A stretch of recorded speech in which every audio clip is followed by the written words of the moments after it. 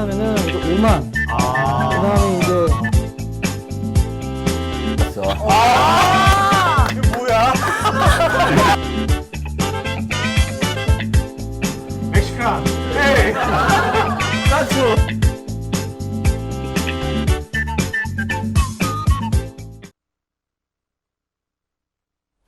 네, 안녕하십니까. CO2 64회 오늘 빅데이터 클라우드 전문 기업인 클루닉스의 권대수 대표님 모시고 지금부터 1시간 반 동안 진행하도록 하겠습니다.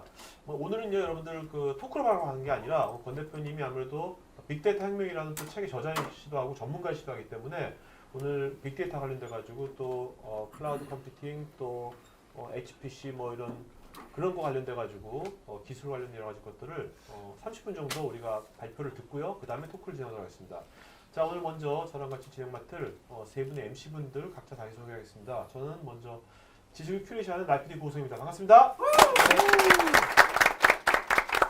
예, 안녕하십니까. 저는 바른 세상을 꿈꾸면서 세상을 변화시키는 사람이 되고 싶은 바보 세일즈맨 김민중입니다. 네. 근데 바보 세일즈면 누가 뽑아요? 네? 바보 세일즈 필요합니까? 그렇지 않습니다. 그래서 예, 세일즈 세상을 제가 바꿔야 될 것 같습니다. 뽑지 않고. 알겠습니다. 예, 저는 해외 영업인을 꿈꾸는 대학생으로서 세상 돌아가는 모든 것에 관심이 많은 마케팅 프로티어 1기 이원영입니다. 네. 감사합니다. 네, 안녕하세요. 마케팅에 관심이 많은 좀 바뀌었다. 뭔가 이제 좀 바뀌려고요. 이제 돈도 좀 쓰는 마케팅도 하려고. 너무 안 쓰는 걸로 하니까 빈해 보여가지고요. 예, 이제 돈도 좀 쓰는 마케팅을 고민하고 있는 임수열입니다. 네. 여러분 저기 여기 김민중 씨하고 이원 씨는요 오늘 처음 MC를 보는 거예요.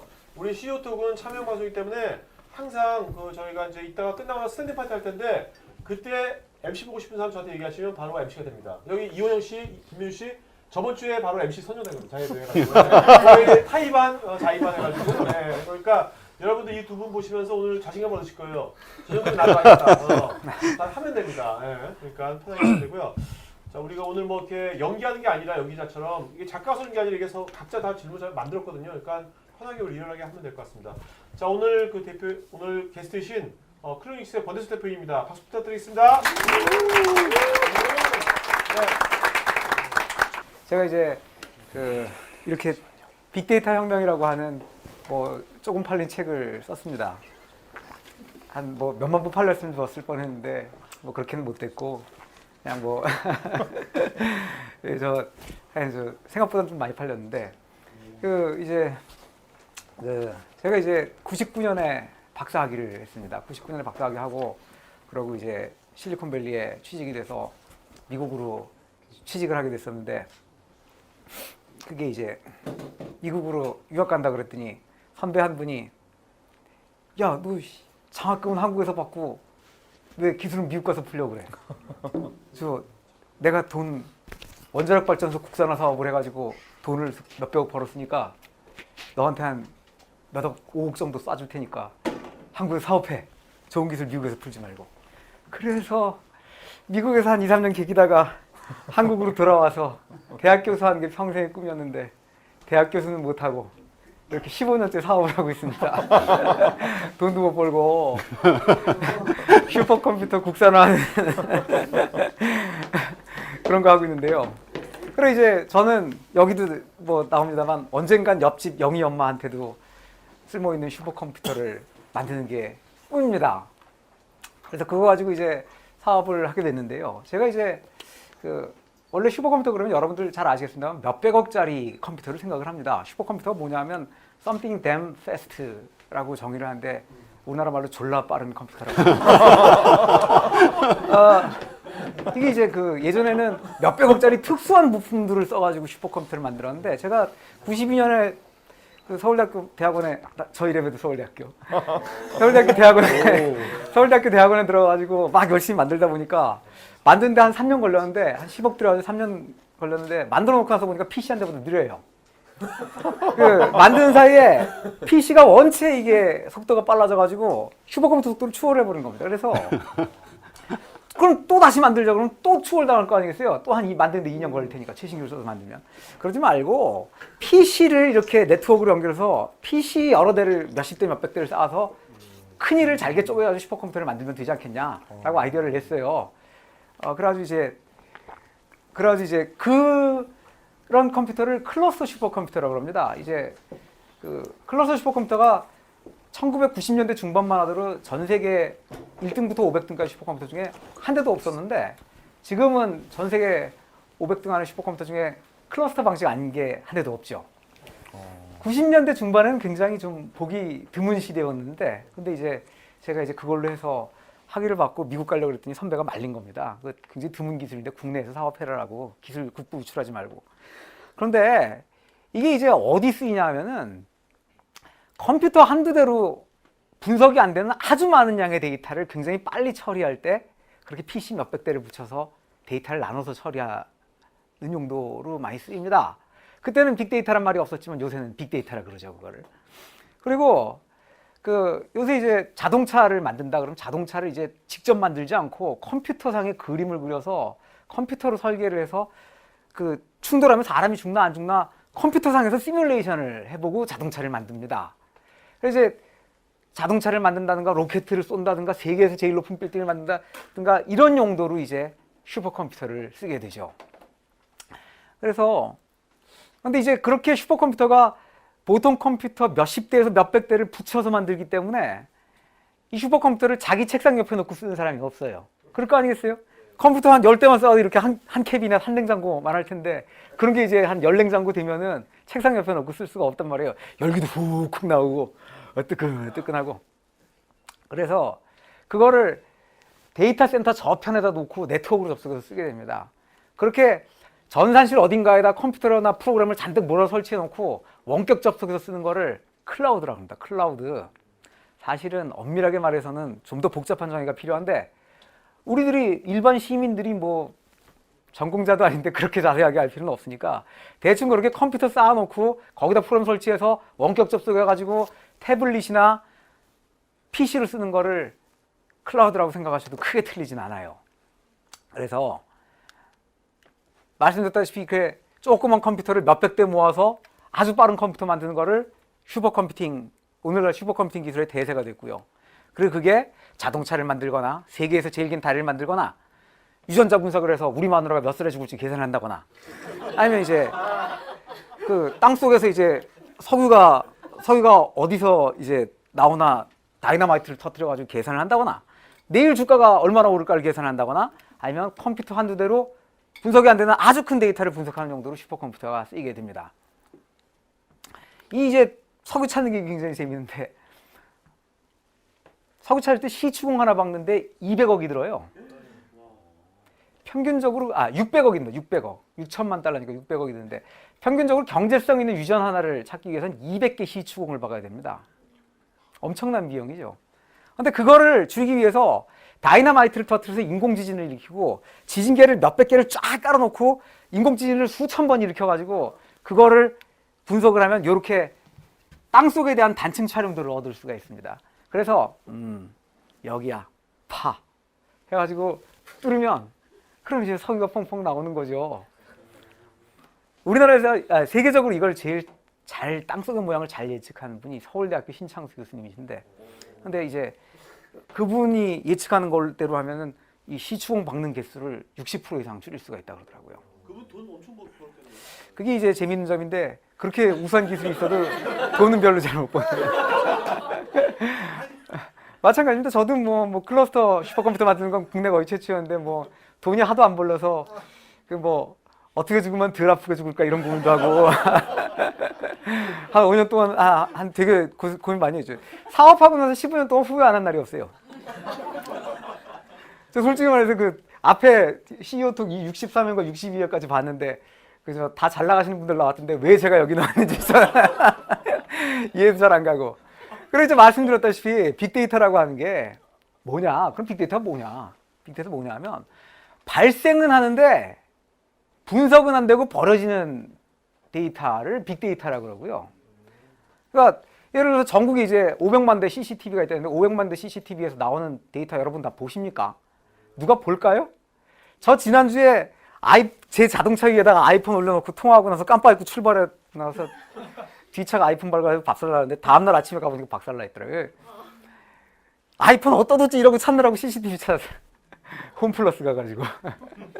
그런 때나 이 그 CCTV 같은 거 보면 CCTV 데이터 전국에 500만 대로 발생하는 거 아무도 안 본다고요. 발생은 하는데 보지 않고 쌓아만 두거나 버리는 데이터를 빅데이터라고 합니다.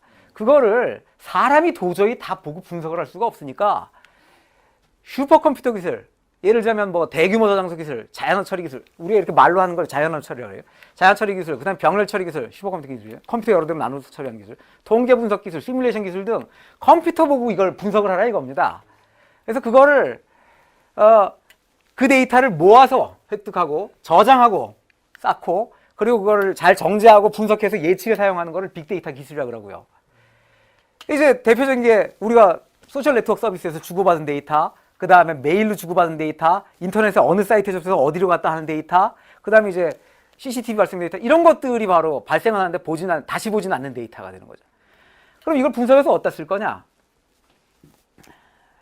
너무 많은 데이터를 요구하니까 진실이 뭔지를 모른다 이겁니다. 예를 들어서 연평도에 북한이 포탄을 쐈다. 그럼 북한으로 치고 올라가는 게 국민의 민이겠냐? 아니면 참고 가만히 있는 게 국민의 민이겠냐? 진실은 알 수가 없죠. 그 진실을 SNS나 아니면 메일 주고받은 거나 이런 것들 보고 분석을 해보자 이겁니다. 은폐된 진실을 통찰하는 게 빅데이터의 첫 번째 목표입니다. 두 번째 목표는 그래서 앞으로 어떤 일이 생길지 알아보자는 거죠. 그래서 인사이트를 제공하는 것이 첫 번째 목표, 미래에 대한 포사이트를 제공하는 게 빅데이터의 두 번째 목표가 됩니다. 전산학적으로 엄밀하게 말해서는 엄밀하진 않죠. 전산학적으로 말해서는 현실적으로 데이터베이스라고 그러지 않습니까? 데이터를 쌓는 걸. 데이터베이스 매니지먼트 시스템에 쌓아서 저장하고 분석하기에는 너무 오래 걸리거나 너무 복잡하거나 너무 큰 데이터를 빅데이터라고 합니다. 그래서 슈퍼컴퓨터가 사용이 되는 거죠. 그럼 또 이제 빅데이터 봤으니까 클라우드는 또 뭐냐? 클라우드는 아까 말씀드렸다시피 사용자가 사서 직접 꾸며야 할 거를 아무것도 안 사고 그냥 인터넷으로 접속해서 쓰는 겁니다. 예를 들어서 우리가 숙제를 한다 그러면 아래 한글도 쓰고 MS 워드도 쓰고 엑셀도 쓰는데 그러려면은 태블릿이건 노트북이건 내 PC에건 프로그램이 깔려 있어야 될 거 아니에요. 그죠? 컴퓨터도 있어야 되고. 그런데 그게 아니라 여러분들 집에 있는 테레비나 TV나 아니면은 이 태블릿으로 접속해서 아래 한글도 쓰고 뭐 인터넷으로 접속해서 쓴다. 그럼 이제 그게 일종의 클라우드라고 보시면 되겠습니다. 사실 엄밀하게 말해가지고 그게 그런 인터넷 서비스가 클라우드 서비스가 되자면 사용자의 요구에 따른 용량의 자동 부하 조절이라든가 아니면 뭐 지능적 자기 구성이라든가 뭐 쓴 만큼 돈을 내야 된다나 등등등 한 대여섯 가지 조건을 만족시키면 클라우드라고 그러는데 그런 거는 쓱 이렇게 넘어가고 자, 그럼 뭘 빌려 쓸 거냐? 저장 장치를 빌려 쓸 수도 있고 계산용 서버를 슈퍼컴퓨터를 빌려 쓸 수도 있고 그리고 뭐 특수한 프로그램이 윈도우에서 안 돌고 리눅스에서 온다. 그럼 리눅스 운영체제를 빌려 쓸 수도 있고 아까 말씀드렸듯이 자동차를 설계하는 프로그램을 한다든가 동영상을 편집하는 프로그램을 빌린다든가 그런 거 이제 한 개 사면 몇십만 원씩 드는데 안 사고 한 번 쓰는데 1,000원씩 내고 빌려 쓴다. 그럼 이제 다 클라우드 서비스가 되겠습니다. 그럼 이게 슈퍼컴퓨터나 빅데이터하고 무슨 상관이냐? 이 빅데이터라고 하는 게 제가 이제 빅데이터 이제 아주 큰 데이터 분석을 10여 년을 하다 보니까 권 박사님 큰 데이터가 있습니다. 좀 분석해 주십시오. 이렇게 가보면은 데이터 개수가 몇만 개, 몇십만 개예요. 그런 거 보고는 빅데이터라고는 사실 안 그럽니다. 몇만 개, 몇십만 개면 사람이 보기 어렵지 컴퓨터가 보면 한 사이에 끝나거든요. 빅데이터라고 하면 보통 하루에 조 단위로 쌓여야 빅데이터라고 합니다. 그러다 보니까 빅데이터 분석에는 슈퍼컴퓨터가 쓰이고요. 그리고 클라우드 서비스라고 하는 거는 인터넷 서비스이기 때문에 한 번에 몇만 명에서 몇십만 명이 쓰이거든요. 몇십만 명씩 접속하는 경우도 많거든요. 구글이나 네이버 보십시오. 한 번에 몇만 명, 몇십만 명 접속 쓰잖아요. 그러니까 그 사람들한테 서비스를 하기 위해서 슈퍼컴퓨터 급의 대규모 컴퓨터들이 쓰입니다. 그 컴퓨터들이 다 아까 말씀드린 것처럼 조그만 컴퓨터 몇백 대, 몇천 대, 몇만 대를 연결해서 만들어요. 제가 이걸 개발했을 때는 누더기 컴퓨터라고 불렀는데 학위 논문 이름이 누더기 머신입니다. 근데 저랑 똑같은 시기에 똑같은 컨셉으로 나사에서 1994년부터 베어월프 클러스터라고 하는 이름으로 클러스터라는 학명을 만들었어요. 그러니까 뭐 극동에 있는 조그만 나라의 학생이 박사과정 학생이 패치워크 시스템이라고 이름 붙여서 학계에 발표한 게 나사가 발표한 거랑 개념이 똑같은데 나사가 발표한 거 쓰지 누덕이란 이름 쓰겠어요? 이름도 안 좋은데. 저도 나사 따라서 클러스터. 저희 회사는 말씀드렸다시피 이제 뭐 그런 회사인데 원래는 클러스터 슈퍼컴퓨터 국산화해서 개발하던 회사인데 그래 이제 저가격 고성능 슈퍼컴퓨터 만들어서 파는 거를 15년째 하고 있습니다. 지금도 계속 하고 있고요. 근데 이게 돈이 안 돼요. 나사 그 만드는 방법을 공짜로 만들어서 뿌렸거든요. 그래서 나사가 만든 소프트웨어를 사람들이 막 추가 개발해서 계속 공짜로 뿌려가지고 컴퓨터 조금만 알면 이거 다 누구나 만듭니다. 슈퍼컴퓨터를 국산으로 만드는 게 어려운 일이냐 뭐 이런 얘기가 많이 나오는데 여전히 하이엔드 슈퍼컴퓨터 만드는 국산화하는 건 어려운 일이긴 하지만 어지간한 슈퍼컴퓨터는 중국이 요새 세계에서 제일 빠른 슈퍼컴퓨터 만들어요.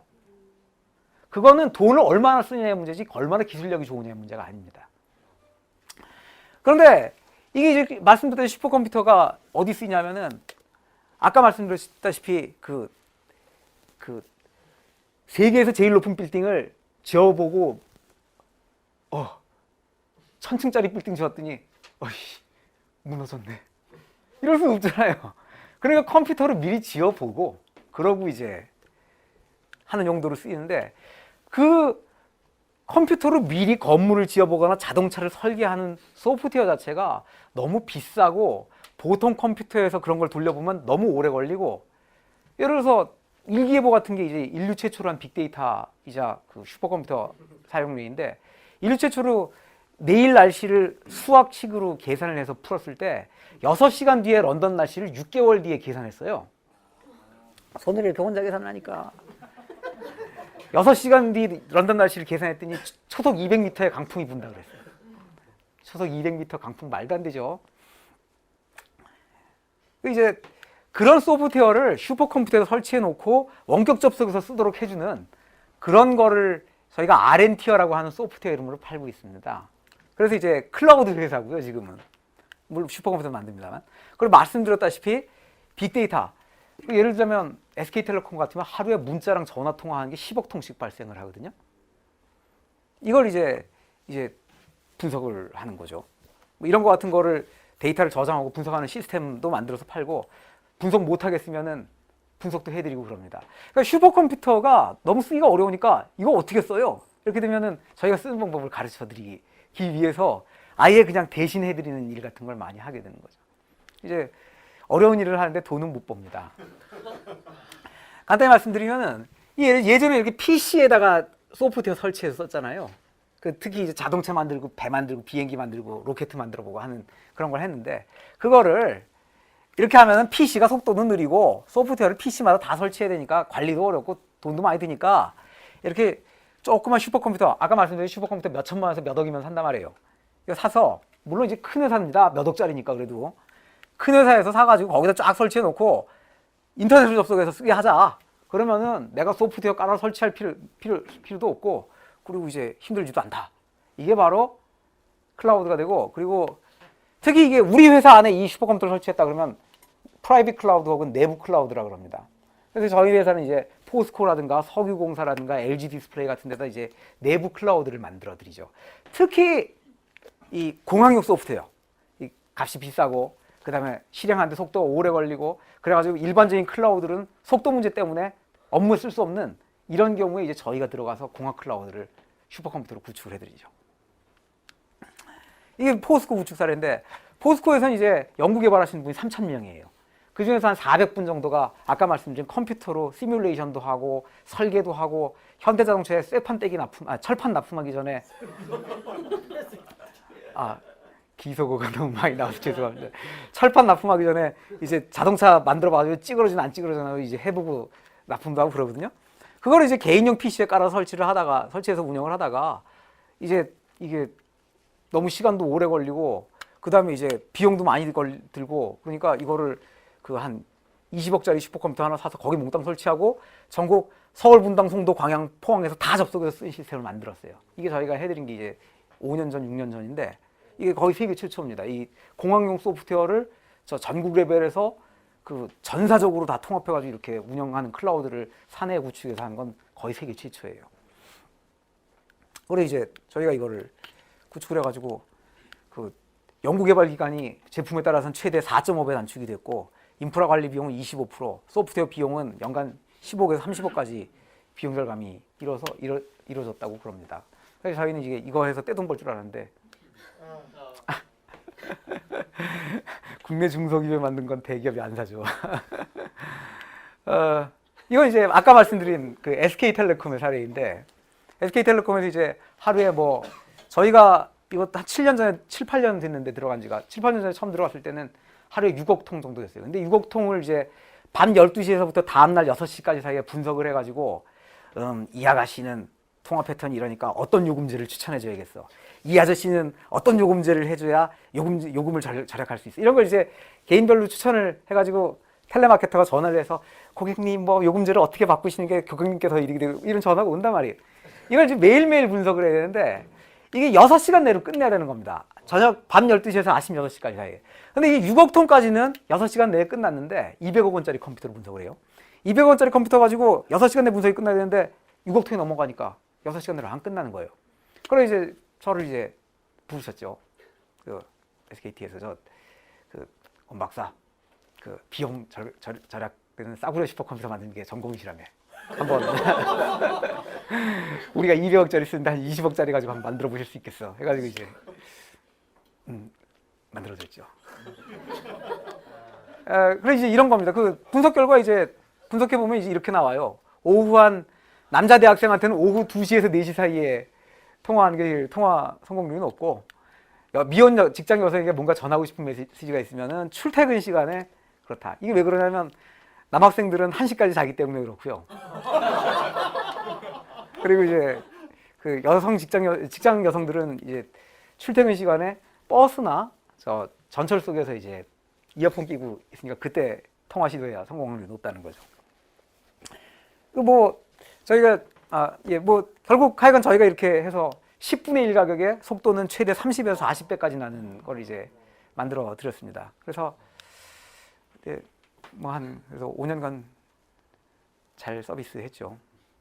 지금은 SK 플랫폼에서 기술을 훌륭하게 자체화, 내재화 하셔가지고 이제 저희가 누구야? 이게 저희가 만든 소프트웨어입니다. 예? 그 대한민국에서 중소기업 하는 게 제가 보기에는 희극으로 끝날 확률이 굉장히 낮습니다.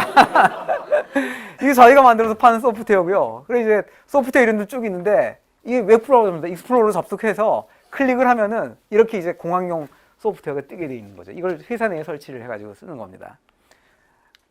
최근에 이제 LG 디스플레이랑 서희공사, 가스공사 등에서도 드디어 들어가게 되는데, 지금까지 이제 저희가 한 사례 보셨고, 빅데이터로 이제 뭘 할 수 있는지 약간 보시자면, 이거 유명한 미네폴리스 항해 사건이라 그래서, 미네폴리스에서 이제 미국 2위의 대형 양판점이 우리나라로 치면 뭐 어디쯤 되겠죠. 그 1위는 월마트일 테니까 2위가 이제 뭐 타겟마트라는 데쯤이라는데, 타겟마트에서 미네폴리스 지점에서 이제 점장 나와 그러면서 이제 애 아빠가 하나 들어가가지고, 야 이씨 우리 딸은 고등학교 2학년밖에 안 되는데 왜 자꾸 애기 젖병 할인 쿠폰이랑 애기 침대 할인 쿠폰을 자꾸 보내는 거냐. 내가 서너 번은 참았는데 여고생 임신하라는 거냐 지금. 사과가 해라 사과. 마침 점장이 없었어요. 점장이 이틀 있다 전화해가지고 죄송합니다 그랬더니 애 아빠가 제 딸이 8월에 출산한답니다. 죄송합니다 제가. 여기 됐다는 거죠. 이게 이제 사람이 평생 쇼핑 습관을 별로 안 바꾼답니다.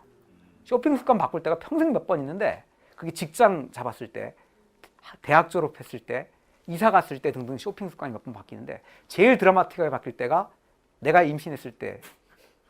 그럴 일은 없겠죠. 마누라가 임신했을 때. 이때 바뀐답니다.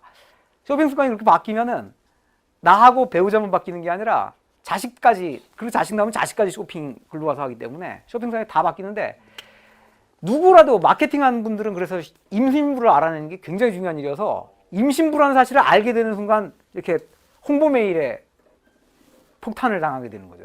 그래서 누구보다 빨리 알아내는, 빨리. 그래 이제 만약 이걸 권 박사 당신 보고 하겠으면 어떻게 할래요? 그러면 저 같으면 이렇게 하겠습니다. 아마도 저 타겟마트에서 그렇게 했을 텐데, 일단 가출산 연령대 여성이 한 2달 정도 쇼핑을 안 온다. 그러면 그 사람이 출산을 했다라고 가정을 하고 그 사람이 과거 10달 동안 뭘 샀는지 보겠습니다. 그래서 뒤져보면은 뭐가 나오냐면 향기 없는 로션을 사면 6개월 뒤 출산이고 위생장갑하고 향기 없는 비누 사면 곧 출산이다라는 걸 알 수가 있는 거예요.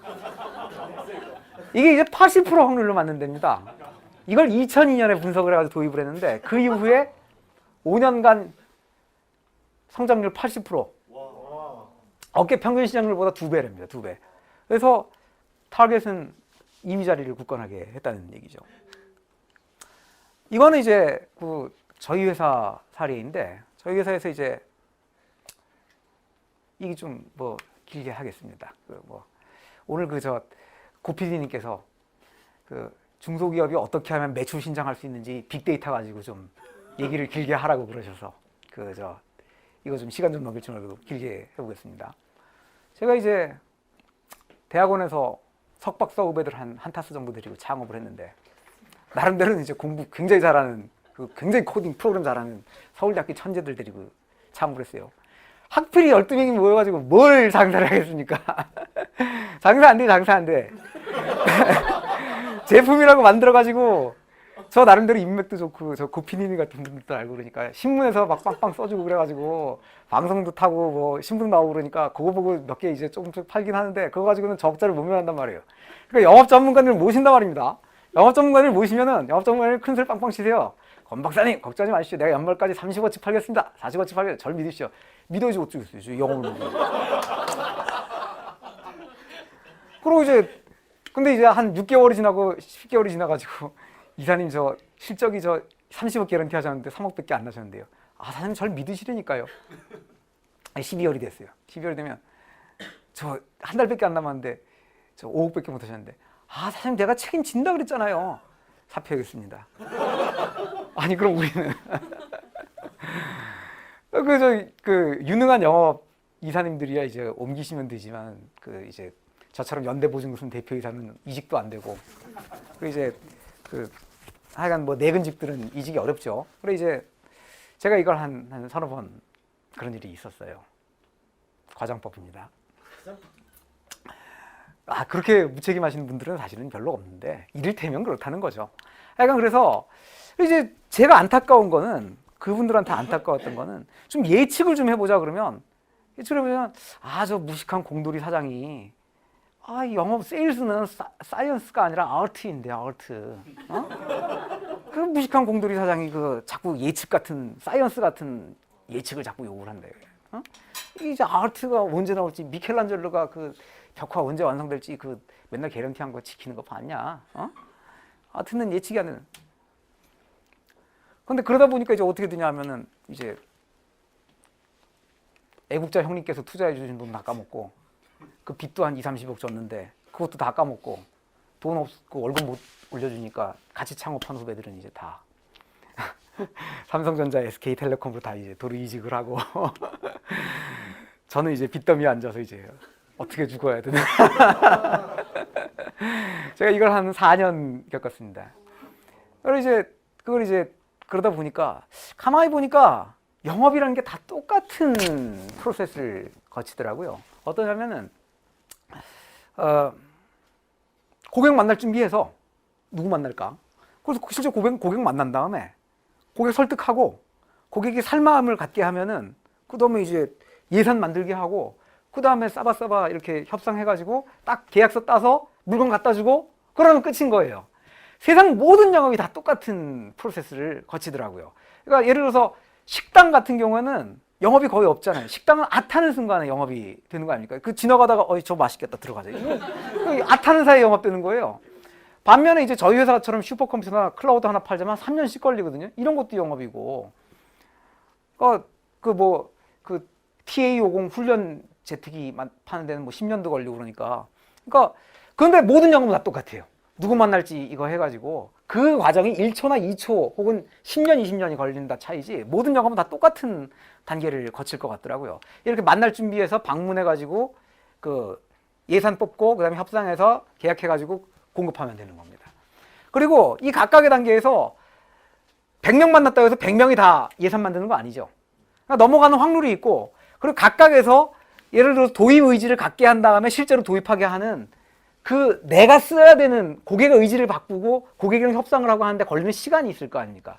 그럼 그 시간들을 이용을 하면은 내가 일주일에 몇 개 팔 수 있을지를 혹은 10년 동안 몇 개 팔 수 있을지를 역산할 수가 있는 겁니다. 이해가 되세요? 자, 한번 보시죠. 자, 이게 실제로 저희가 한 제품, 한 일입니다. 저희가 테라곤이라고 하는 제품을 팔고 LB, 로드 밸런스라고 하는 제품을 파는데 지난 3년간의 매출 총액을 보니까 이건 4억, 이건 6천만 원 어치밖에 안 팔렸고 얘는 하나 팔면 553만 원 남는데 얘는 하나 팔면 840만 원 나와요. 이걸 영업사원 보고 팔려고 그러면 뭘 팔겠습니까? 예, 상식적으로는 당연히 위에 걸 팝니다. 왜? 마진이 2배 가까이 나니까 840만 원 남으니까. 그런데 그건 단순한 생각이고 파는 데 걸리는 시간을 보시면 얘는 고객 4명 만나서 4명 중에 1명이 살 의지를 갖고 살 의지를 가진 5명 중에 1명이 예산을 만들고 예산 만든 사람 10명 중에 6명이 우리한테 산다. 이렇게 이제 확률을 주고 나면 그러면 25%가 각 단계 다음으로 넘어가고 그리고 고객 만나는데 우리가 7시간을 쓰고 고객한테 예산 만들기 하는데 10시간을 쓰고 고객 협상하는데 14시간을 쓰고 뭐 이런 식으로 이제 쭉 주고 나면 여기서 한 건을 팔기 위해서 이 각 단계에서 우리가 몇 시간을 써야 되는지를 역산을 할 수가 있어요. 지금 이 확률하고 이 소요 시간대로라면 여기서 하나 팔기 위해서 여기서는 246시간을 써야 되고 여기서 하나 팔기 위해서는 얘는 67시간을 써야 되는 걸 나옵니다. 그러면은 요걸 보시면은 요거 이제 다 더하면 한 300시간 정도 400시간 정도 되는데 400시간이라는 시간이 어느 시간 정도 되냐면 우리가 하루에 8시간 일한다고 쳐서 8, 5, 40 해가지고 일주일간 40시간 일할 수가 있고요. 한 달이면 4, 46 해가지고 160시간 일할 수가 있고 그리고 영업사원이 5명이다 그러면 한 달 동안 우리가 800시간 일할 수가 있는 겁니다. 그런데 하나 제품 파는데 400시간 걸리면 한 달에 2개밖에 못 판다는 얘기예요. 죽었다 깨나도.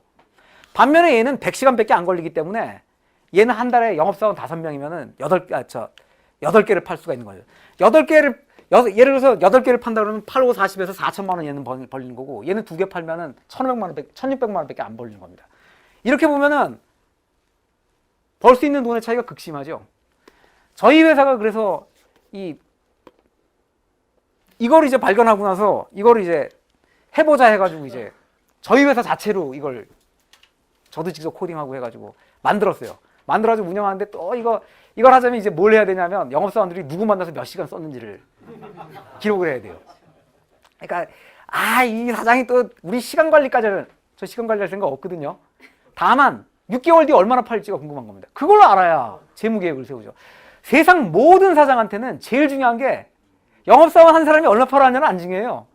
6개월 뒤에 우리 회사가 얼마 남길지가 중요하지. 이걸 예측을 못하기 때문에 어떻게 하면 덜 아프게 죽을까 고민을 하는 겁니다. 그래서 하여간 영업사원들한테 그걸 막 설득을 하니까 그 승복 못하는 사람들은 나가고 그래서 이제 2명 빼고 나갔어요. 1명 빼고 나갔어요. 그래서 그 1명만 빼고 나머지 3사람들 뽑고 해가지고 운영에 들어갔는데 운영을 돌려보니까 이제 안 맞아요. 이 빨간 게 이게 실적이고 파란 게 예측치인데 안 맞아. 엄청나게 차이 있잖아요. 2배, 3배씩 틀리는 거예요. 그러니까 사장님이 역시 공돌이가 안 돼. 예측이 틀리는구나. 뭐 이런 얘기도 오고 가고 그랬었는데 결과적으로 이제 누적해서 6개월치를 보니까 누적해서 보면 맞는 거예요. 6개월치 누적해서 보면 맞아서 6개월 지나서부터 10% 이내를 맞추더니 이제 한 1년치 단위로 봐서는 그 5% 이내로 이제 맞추겠습니다. 그래서 이걸 이제 운영을 하고 나서 이제 자기가 6개월 뒤에 얼마나 팔릴지 회사가 1년 뒤에 얼마나 팔지를 이걸 보여주고 그거 보여주기만 해도 어지간한 사람들은 자기가 알아서 자기 시간 관리하고 경각심 가지고 일 열심히 합니다. 그럼 어떻게 되냐? 이제 저거 도입할 때까지는 저희가 회사 직원 15명의 매출이 1년에 8억이었는데 저거 딱 도입해가지고 1년 운영하자마자 그 다음에 16억, 그 다음에 32억, 그 다음에 42억 해서 3년 연속으로 2배씩 성장을 해서 결국 4년 만에 빚을 다 갚았습니다. 감사합니다. 이건 저희 회사 사례고 이건 이제 그 구글에서는 사람들이 어떤 단어를 얼마나 검색했는지를 이제 trends.google.com이라고 하는 서비스를 이용해서 찾아볼 수가 있거든요. 그래서 이제 사람들이 플루, 독감이라고 하는 단어를 얼마나 검색했는가를 봐서 지금 독감이 유행하고 있다 아니다를 예측을 할 수가 있다라는 거고, 요거는 이제 그 미국 대통령 선거에서 오바마가 검색 많이 됐나 아니면 뭐 그 맥케인이 검색 많이 됐나 비교한 그래프입니다. 이걸로 이제 대통령 선거 결과까지 같은 것도 예측할 수 있을지 모른다 그랬더니 박근혜 캠프에서 궁금해하시더라고요. 누가 대통령이겠냐. 그래서 10월 말에 이제 궁금해하셔가지고 그냥 별거 아니니까 그냥 알려드렸어요. 알려드렸는데 계속 박근혜 후보가 검색이 많이 되더라고요. 그래서 요게 한번 딱 역전이 되는데 이게 언제인지 아시겠지? 11월 초 안철수 후보 사퇴했을 때. 그리고 이틀 만에 도로 뒤집혀가지고 다시 이제 격차가 벌어지는데 제가 요 시점에서 요거 그래프 뽑아드렸어요. 아 근데 뭐 하여간 뭐 이거 이제 아까 말씀드렸던 이거 제 마누라도 볼지 모르는데 이 그 마누라 몇 살에 죽을지 계산하는 혹은 이제 우리 아버지 몇 살에 죽을지 우리 아버지 몇 살에 가실지 농담입니다. 진지하게 듣지 마십시오. 이제 사람이 몇 살에 죽을지 유전적으로 결정되는 건 사실 30억 개의 개인마다 있는 염기서열에 의해서 결정이 되는 건데 그 이제 염기서열 30억 개 안다고 해가지고 그걸 사실은 알 수가 없거든요. 그 이제 30억 개 염기서열하는 거는 그건 이제 그 인류 최초의 사람을 유전자 서열 30억 개 염기서열을 계산하는 데는 13년간 30억 달러가 들었어요. 근데 그러고 나서 10년이 지난 사이에 요즘에는 이제 $1,000면 됩니다.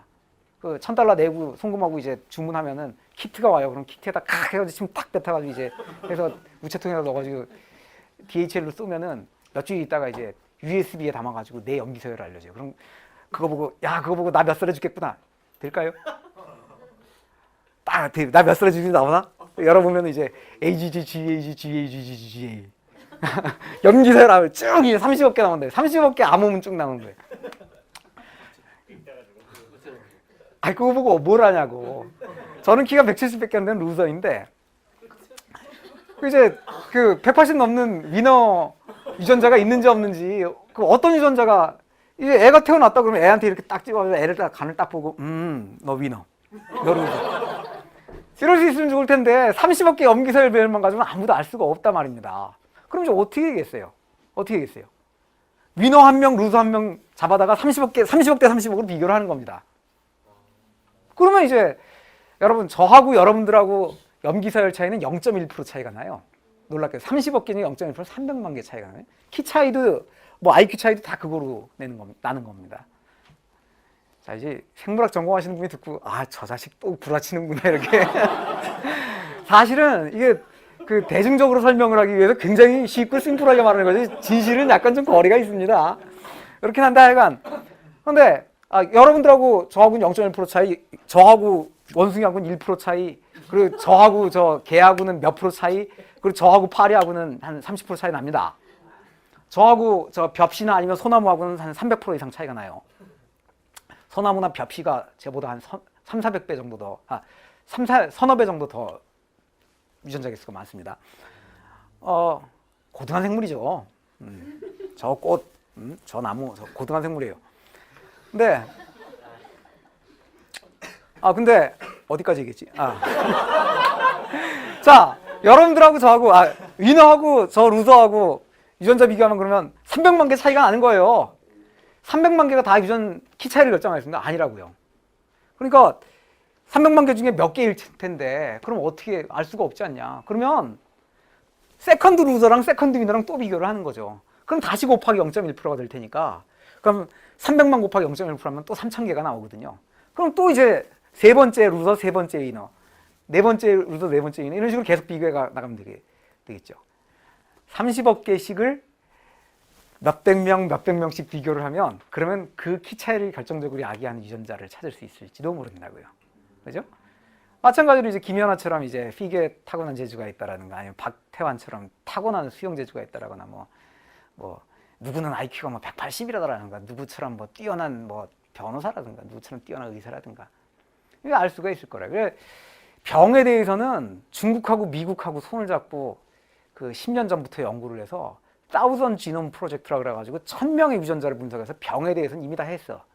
그래가지고 이제 그 병에 대해서는 다 했으니까 우리나라는 교육열이 탁월하니까 우리나라는 사회 문화 교육적 차이를 규명하는 유전체 분석을 한번 해보자라고 제가 몇 년 전부터 정부에다 얘기하고 있는데 정부에서는 다 해보자 그러는데 그 심사하는 대학 교수님들이 다 이걸 퇴짜로 놓더라고요. 그래가지고 저도 작년까지는 대학 교수사 10년 했는데 역시 대학 교수님들이 좀 현실과 동떨어졌죠. 자, 이제 수백 명에 대해서 30억 개씩을 이렇게 비교를 하는 이슈니까 슈퍼컴퓨터 이슈하고 빅데이터 이슈가 되게 되는 겁니다. 예, 뭐 빨리 넘어가죠.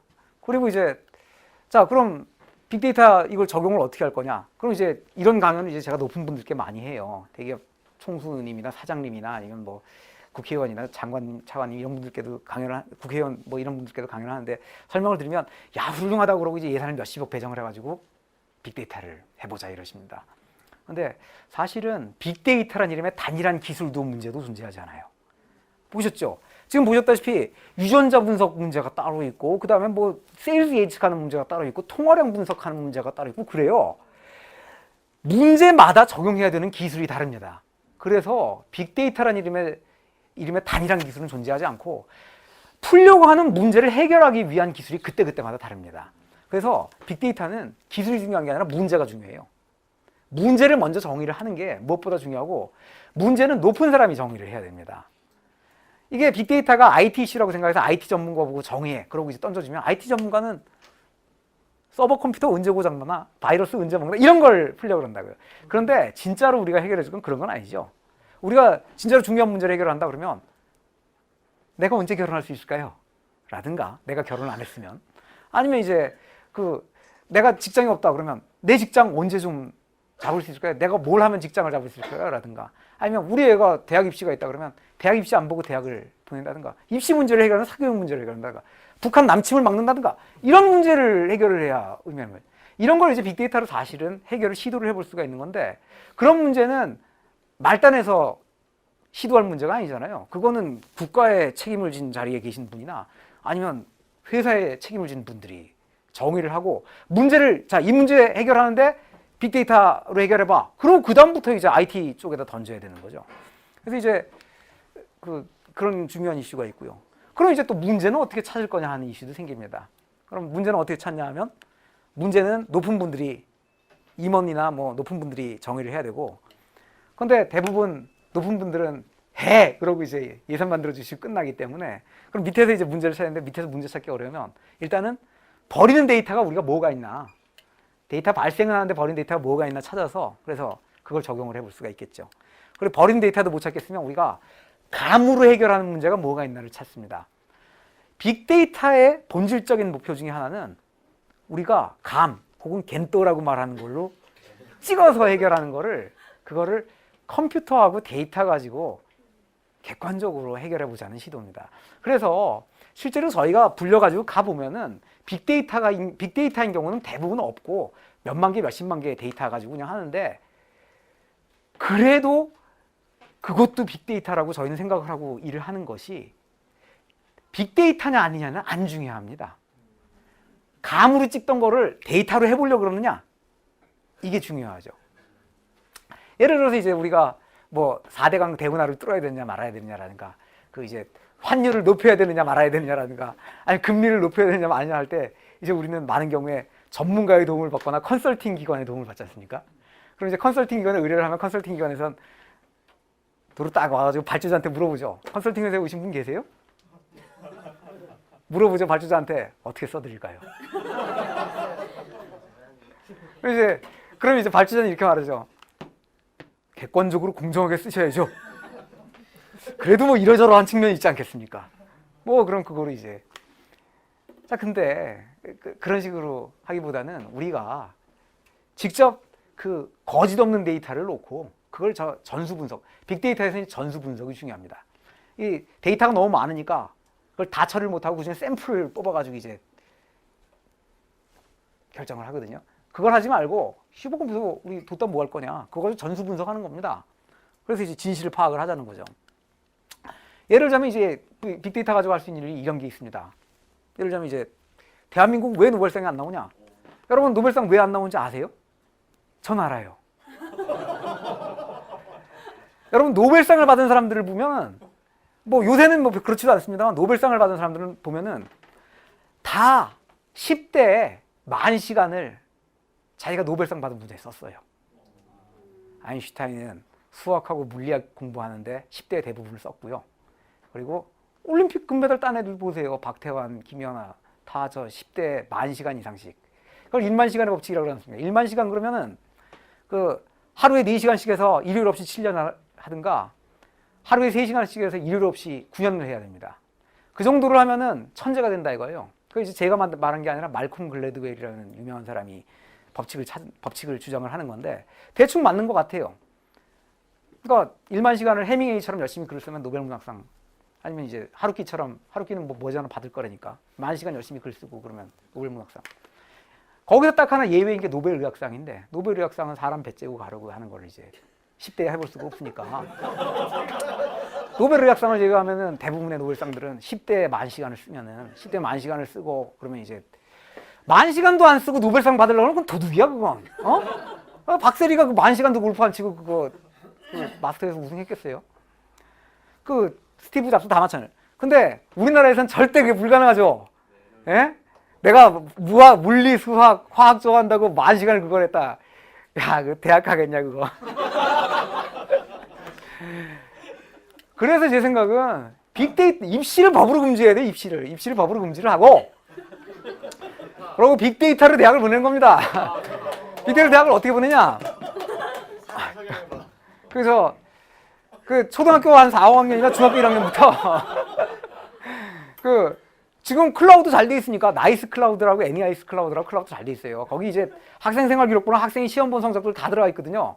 그거 가지고 전국에 대학 교수 6만 명 있거든요. 6만 명 대학 교수한테 빅데이터 분석 툴 쫙 나눠주고 당신이 원하는 학생 당신이 뽑아 하는 거예요. 그래 이름 다 가리고 저 60만 입시생들 저 로데이터 초등학교 4학년부터 혹은 중학교 1학년부터 고등학교 3학년까지 모든 데이터 다 당신 분석할 수 있으니까 당신 원하는 학생 당신이 뽑아. 단 성적 순으로 6년 평균 성적 제일 높았던 애 뽑을래 라거나 아니면은 그 마지막 한 해 동안 성적 제일 높았던 애 이런 식으로 못 뽑게 하는 거예요. 뭐 물론 그렇게 해도 편법은 생길 수 있겠지만 하여간 제대로 된 대학 교수라면 제가 생각하기에는 그 자기가 키우고 싶은 학생에 대한 자기만의 기준이 있어야 된다고 생각해요. 그 정도 기준도 없이 어떻게 대학 교수를 나 이러니까 대학 교수 잘렸나? 하여간 당신 원하는 학생 당신이 뽑아라고 빅데이터 툴을 나눠주고 학생들한테는 6만 명 대학 교수에 대한 그 연구 내용이랑 연구 실적이랑 연구 이것들에 대한 데이터 쫙 나눠주고 빅데이터 툴을 나눠줘서 네가 원하는 교수 네가 찍어 하는 거예요. 그래서 사랑의 짝대기를 시키는 거죠.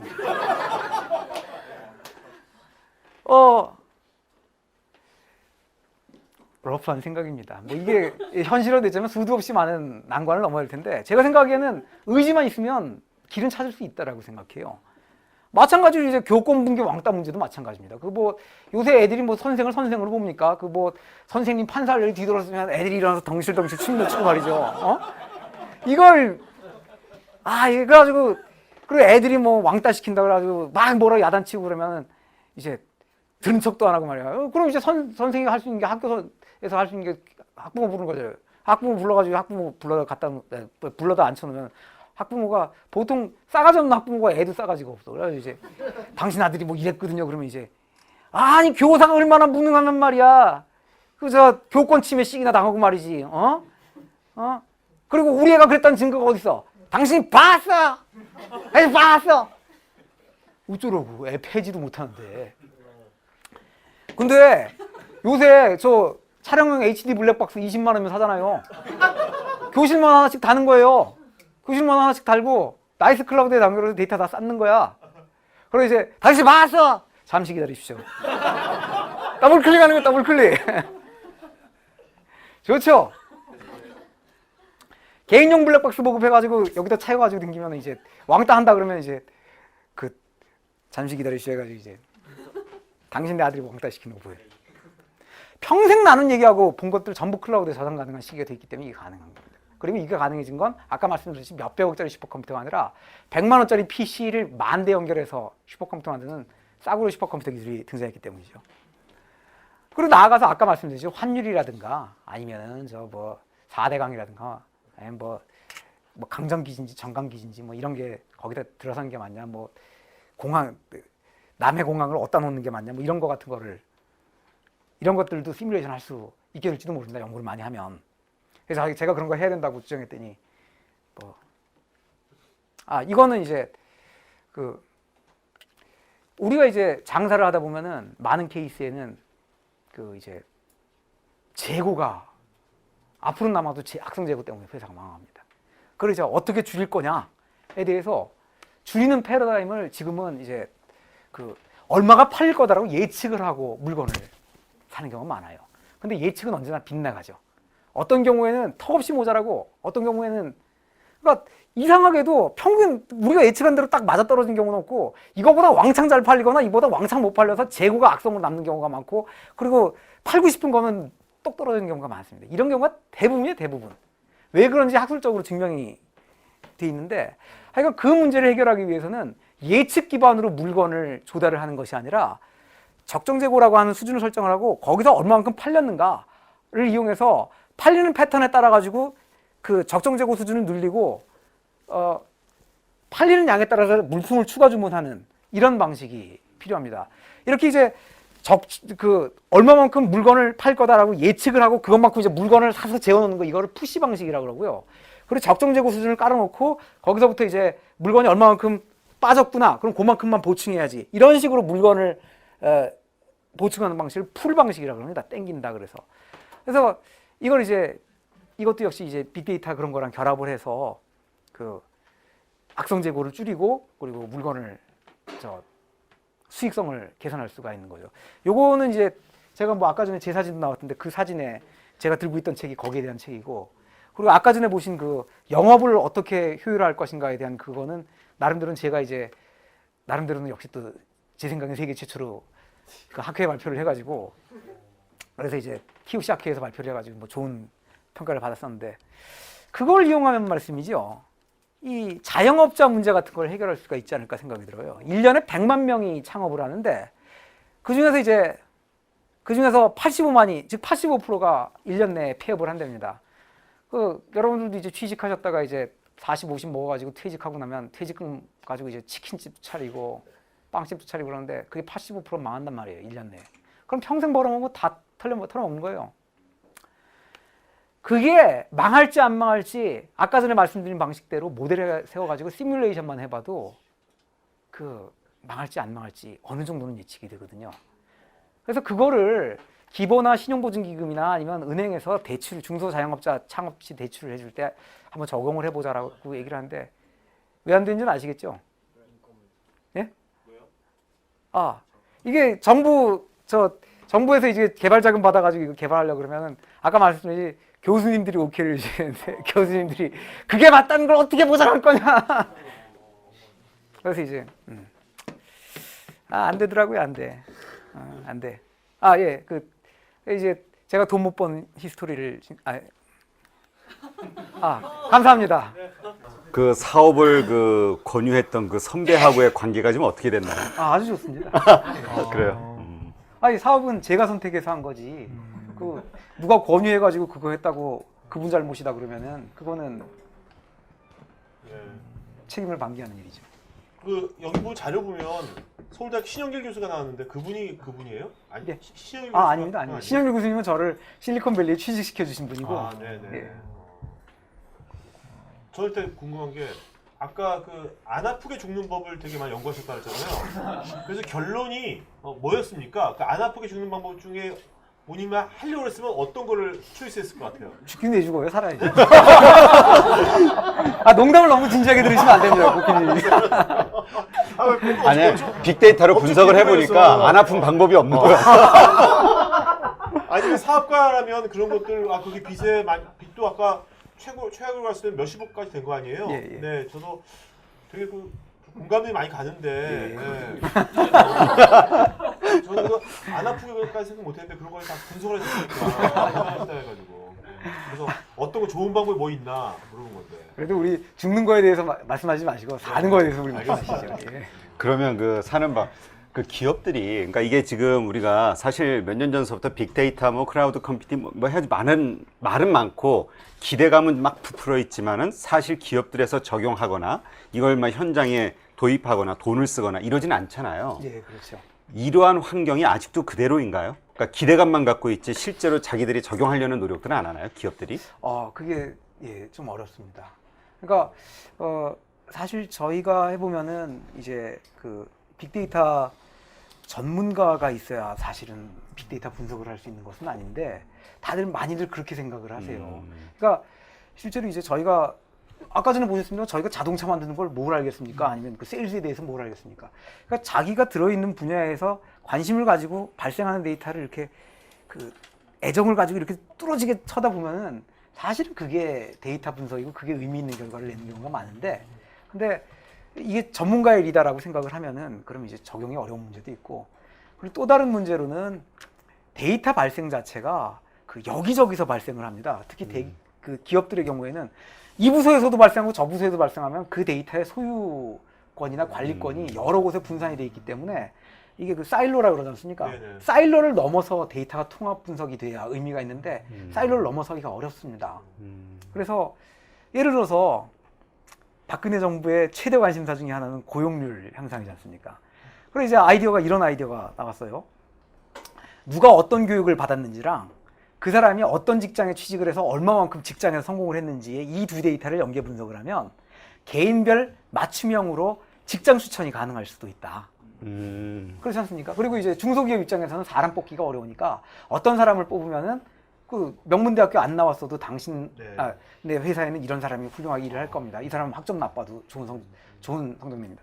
이렇게 이제 매치를 시켜줄 수가 있을 거라고 생각을 하는데, 저쪽 보고. 네, 미녀보시고. 그 매치를 시켜줄 수가 있을 거라는데 그 얘기를 처음 했더니 좋은 아이디어다. 근데 누가 어느 직장에서 어느 정도 성공적이었다는 거는 고용정보 즉 고용부 데이터예요.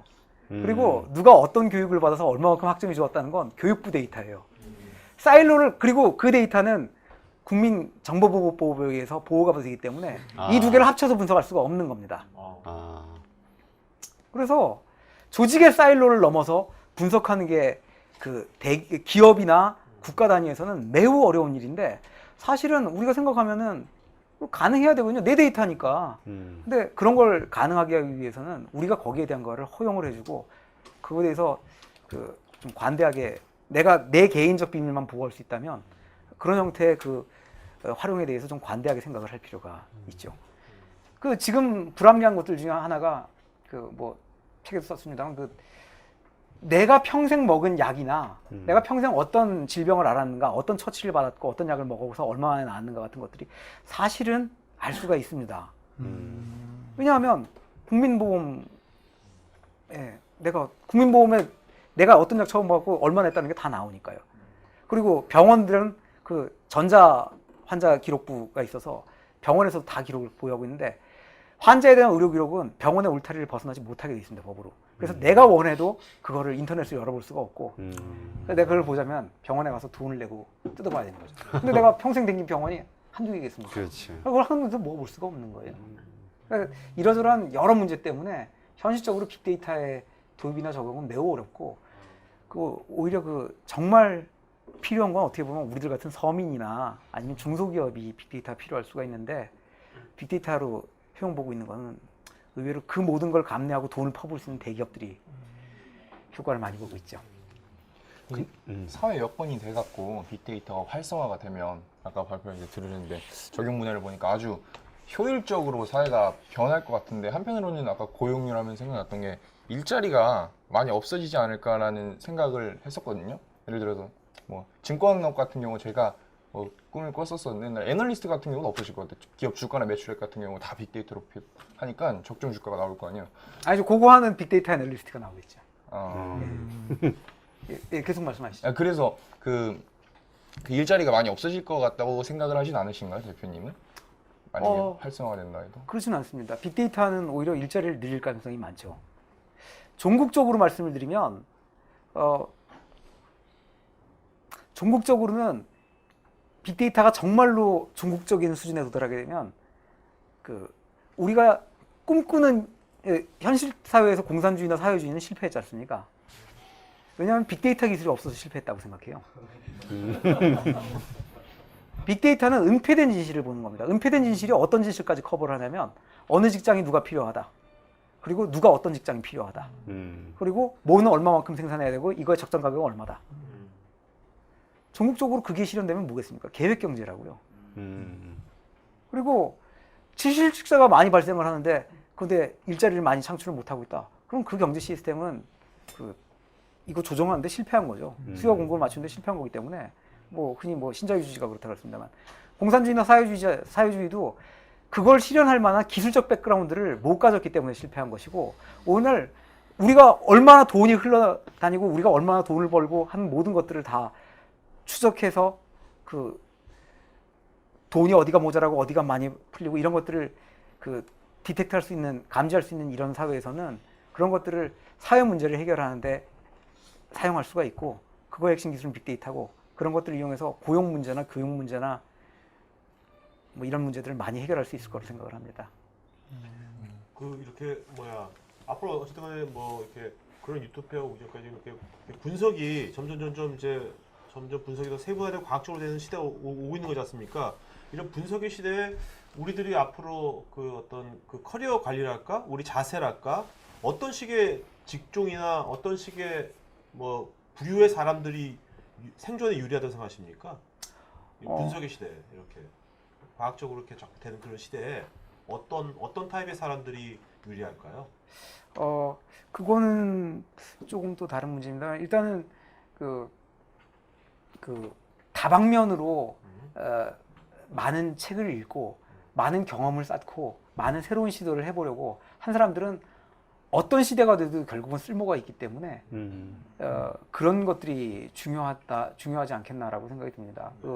일단 자기가 뭔가 내 근육을 내가 매겨 살릴 수 있는 기술 같은 걸 하나 보유를 하려고 애를 쓰고 그리고 거기에 플러스 알파로 이제 교양을 많이 쌓으려고 노력을 하면 그러면 컴퓨터가 우리의 일자리를 뺏어가기는 매우 어려운 시대가 되지 않을까 그런 생각이 들고요. 예. 예. 그 대표님 최초라는 호칭을 굉장히 이제 많이 아까 쓰시고 실제 뭐 세계 최초, 국내 최초 여러 가지 이제 다 과장법입니다. 궁금한 게 그 이제 실제로 대표님 이제 회사를 이제 15년 가까이 이제 이끌어 오시면서 경쟁사로 꼽을 만한 회사가 혹시 있을까요? 굉장히 곤란한 질문을 하시는데 지금 저희 회사의 최대 경쟁사는 현실 예? 거기는 적 아니에요? 저희 회사의 최대 경쟁사는 현실적으로 아까 보여드린 그런 제품 같은 경우는 그 이탈리아에 저희랑 아주 똑같은 제품을 만들어서 파는 회사가 있어서 이탈리아 회사 하나 경쟁을 하고 있고요. 그리고 좀 뭐 잘 모르시겠습니다만 시트릭스라든가 아니면 이제 뭐 그런 그 세계적인 회사들이랑 시장에서 좀 많이 부딪힙니다. 그래서 고객들이 저희를 좀 잘 안 믿어주시죠. 우리가 조금 전에 그 용어 자체에서도 빅데이터 그리고 또 말씀하시는 과정에서 설명하신 예를 들어 보면은 전부 규모가 큰 기업들이라든가 정부 기관들에서 보통 그 할 수 있는 어떤 그런 걸로 생각이 되거든요. 그런데 아까 오히려 작은 기업들이나 소상공인들이 이게 더 필요하다는 말씀을 하셨잖아요. 매출이 뭐 몇 억이 됐든 연간 아니면 뭐 몇십억이 됐든 이런 작은 규모의 기업들이 이것을 어떻게 활용해서 매출을 더 높이 올리는데 쓸 수가 있을까요? 일단 아까 말씀드렸다시피 이제 우리가 지금 내부적으로 어떤 일을 하고 있는가로도 미래 예측이 어느 정도 가능하고 우리가 어떤 시장에 들어갔더니 재고가 어떻게 되더라라든가 아니면 이제 시장 반응이 어떻더라라든가 하는 걸 잘 분석하는 것만으로도 그 시장에 어떻게 우리가 대처해야 된다라는 거를 알 수가 있을 거라고 생각을 합니다. 그래서 그런 형태의 분석들은 사실은 전문적인 지식이 있으면 더 좋겠지만 전문적인 지식이 없다고 해가지고 분석 못하는 게 아니기 때문에 그런 데이터를 잘 쌓아놓고 그리고 이제 잘 활용하는 게 이제 중요하다고 보이죠. 그리고 이제 특히 저희가 정부에서 도움을 주셔서 전국 소상공인 동네 슈퍼마켓이나 이런 데서 발생하는 카드 긁은 데이터들을 이제 저희가 10억 건, 2년치 10억 건 정도를 분석을 했었는데 분석을 해보니까 의외로 놀라운 결과들이 이제 많이 나옵니다. 예를 들자면 이제 한여름에는 의외로 아이스크림이 많이 안 팔립니다. 그래요? 예, 그건 뭐 원체 유명한 사실이었는데 저희도 해보니까 그렇더라고요. 그리고 한겨울에는 의외로 또 따뜻한 캔커피가 별로 잘 안 팔립니다. 맞습니다. 예. 그리고 그리고 이제 여러분 그 농촌에선 뭐가 많이 팔릴 것 같으세요? 농촌에서 많이 팔리는 품목이랑 도시에서 많이 팔리는 품목의 차이를 아세요? 농촌에서 많이 팔리는 거는 빵이랑 라면이 많이 팔립니다. 왜요? 예? 세참 때문에 그런가? 예, 그런 것 같습니다. 아. 그리고 이제 그 부촌에서는 저 요구르트 같은 게 많이 팔립니다. 요구르트나 뭐 인삼음료 이런 게 많이 팔리고요. 건강음료 같은 네, 거. 건강음료 같은 게 많이 팔리고. 그리고 이제 그 대형 마트에서는 우유를 판다 그러면 이제 동네 슈퍼마켓에서 물건을 판다 그러면 조그만 우유를 갖다 놔야 할까요? 비싼 우유를 갖다 놔야 할까요? 싼 우유를 갖다 놔야 할까요? 동네면 싼 우유. 싼 우유 갖다 놔야 된다는 생각을 많이 하시죠. 예. 동네 슈퍼에서는 비싼 우유를 갖다 놔야 됩니다. 네, 동네 슈퍼에서는 싼 우유가 안 팔려요. 왜 그런가 이제 봤더니 동네 슈퍼에서 우유 사는 분들은 근처에서 하숙하는 아가씨들이나 근처 아파트에서 사는 젊은 학생들이에요. 젊은 여학생들이에요. 젊은 여학생들은 살찌기가 싫어서 저지방 고칼슘 우유를 마십니다. 그래서 비싼 우유를 마셔요. 그리고 동네 슈퍼에서 아무리 싼 우유 갖다 놔봤자 대형 마트에서 조달하는 비용보다 쌀 수가 없기 때문에 대용량으로 살 때는 마트 가서 사요, 주부들이. 그래서 동네 슈퍼에서. 근데 그건 모르고 동네 슈퍼들은 대부분 무조건 싼 우유 갖다 놓거든요. 근데 이런 거 있지 않습니까? 이런 노하우 같은 것들을 뭐 정부 용역 사업으로 끝낼 게 아니라 그런 거를 아까 뭐 창업하는 사람들의 85%를 막한다 그랬잖아요. 그런 이제 중소기업이나 자영업자들 위한 그 클로닉스에서 그런 것에 의한 어떤 이런 분석까지 어떤 서비스를 통합적으로 클라우드처럼 그냥 월정액을 받고서 아니면은 뭔가 거기가 레비뉴 쉐어로 해가지고 뭔가 이익이 늘어나면 뭔가 그런 식으로 뭔가 하실 생각은 없으세요? 저희도 그걸 원하는데 네. 그래서 이제 사실은 그런 형태의 사회도 서비스, 좋아지고, 예. 네. 그런 형태의 서비스 비즈니스에 있어서 제일 중요한 건 데이터 보유 유무입니다. 예. 그 데이터를 저희가 갖고 있지 않기 때문에 네. 그래서 그런 사업이 상당히 좀 어렵죠. 그러니까 지금 말씀하신 대로 그러니까 제가 만약에 이제 기업의 입장에서 그럼 이제 가장 먼저는 내가 얻고자 하는 정보들, 그러니까 해결하고자 하는 문제들, 궁금해하는 것들에 대한 관련된 정보들을 제가 계속 축적을 해야 된다는 얘기인 거죠. 그렇죠. 근데 일반적으로는 보통 그렇게 안 하잖아요. 예. 그러면 기업이 어떻게 바뀌어야 될까요? 먼저 그것을 실행하기 위해서는 내부 시스템 자체가 바뀌어야 되는 거잖아요. 사실은 이제 그 개떡같이 쌓아도 찰떡같이 분석을 해주는 게 이제 그 빅데이터의 정신홍은 빅데이터 전문가의 역할이라고 봐야 할 텐데요.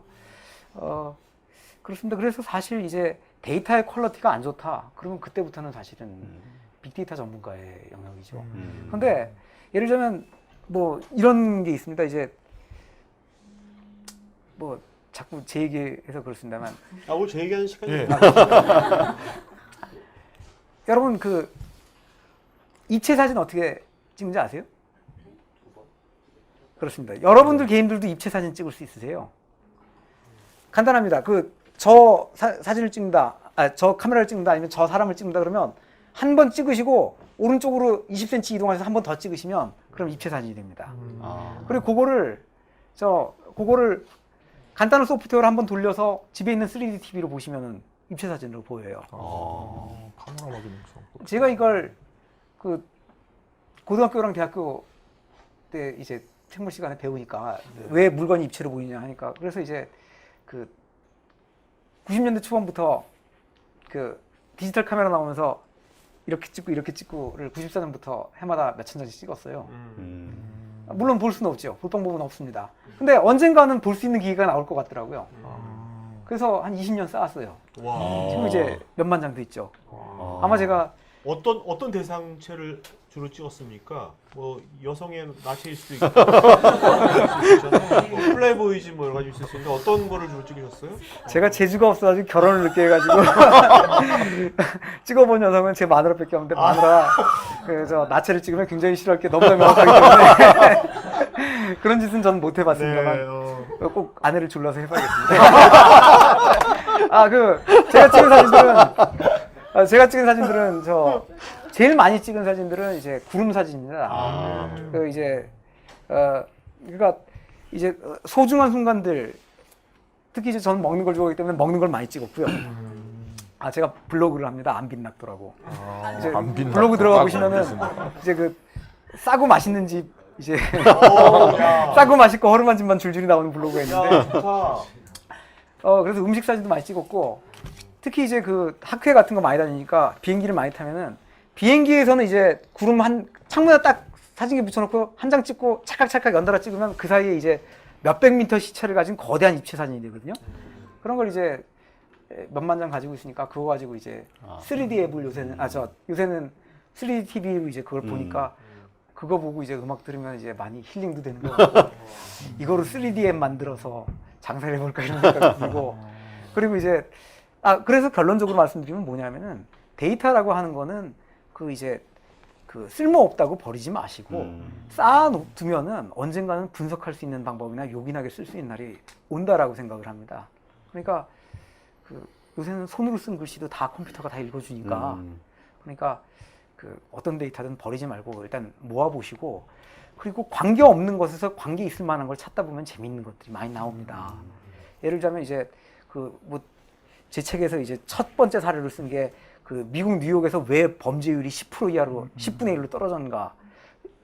뉴욕에서 범죄율이 2000년대 초반 이후에 10분의 1로 떨어지거든요. 세계에서 제일 위험한 범죄 도시가 세계에서 제일 안전한 도시로 떨어지게 되는데 거기에 대한 해석이 400가지가 넘게 있습니다. 심지어 뭐 이런 것도 있어요. 70년대 초중반에 납 휘발유 납이 들어있는 이 휘발유의 판매를 금지시켰기 때문에 사람들의 폭력성이 그기가 낮아져서 그렇다. 이런 설까지 있는데 그리고 이제 제일 유력했던 거는 그 당시 이제 뉴욕시장이 대통령 선거에 출마하면서 이제 내가 뉴욕시를 범죄율 10분의 1로 떨어뜨렸다. 내가 잘해서 그렇다. 그런데 그 사람은 깨진 유리창 이론이라는 걸 주장을 했어요. 범죄의 기미가 요만큼이라도 보면 범죄도 한다. 그러니까 범죄 기미가 요만큼이라도 보면 그걸 두드려 잡아가지고 범죄를 못 저지르게 하고 깨진 유리창은 잽싸게 가서 새 유리창을 가려면 사람들이 범죄를 안 저지른다. 그 얘기도 맞을 수도 있겠죠. 근데 그 사람이 결국 대통령 후보 못 됐거든요. 왜냐? 뉴욕만 범죄율이 떨어진 게 아니에요. 시카고도 떨어지고 LA도 떨어지고. 왜 떨어졌냐?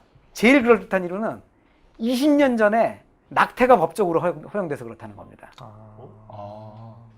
낙태가 어느 소사이어티에서 주로 벌어지냐면 미국에서 그 빈민층에서 낙태를 많이 해요. 또 빈민층들이 멕시컨들이 많은데 멕시컨들이 이제 법적으로도 금지돼 있고 캐톨릭들이 많으니까 낙태를 이제 안 했었는데 법적으로 허용되니까 낙태를 많이 하게 됐고 빈민층 애들이 그 범죄를 저지를 잠재적인 애들이 안 태어나게 되면서 드라마틱하게 20년 뒤에 범죄율이 떨어지게 되는 거죠.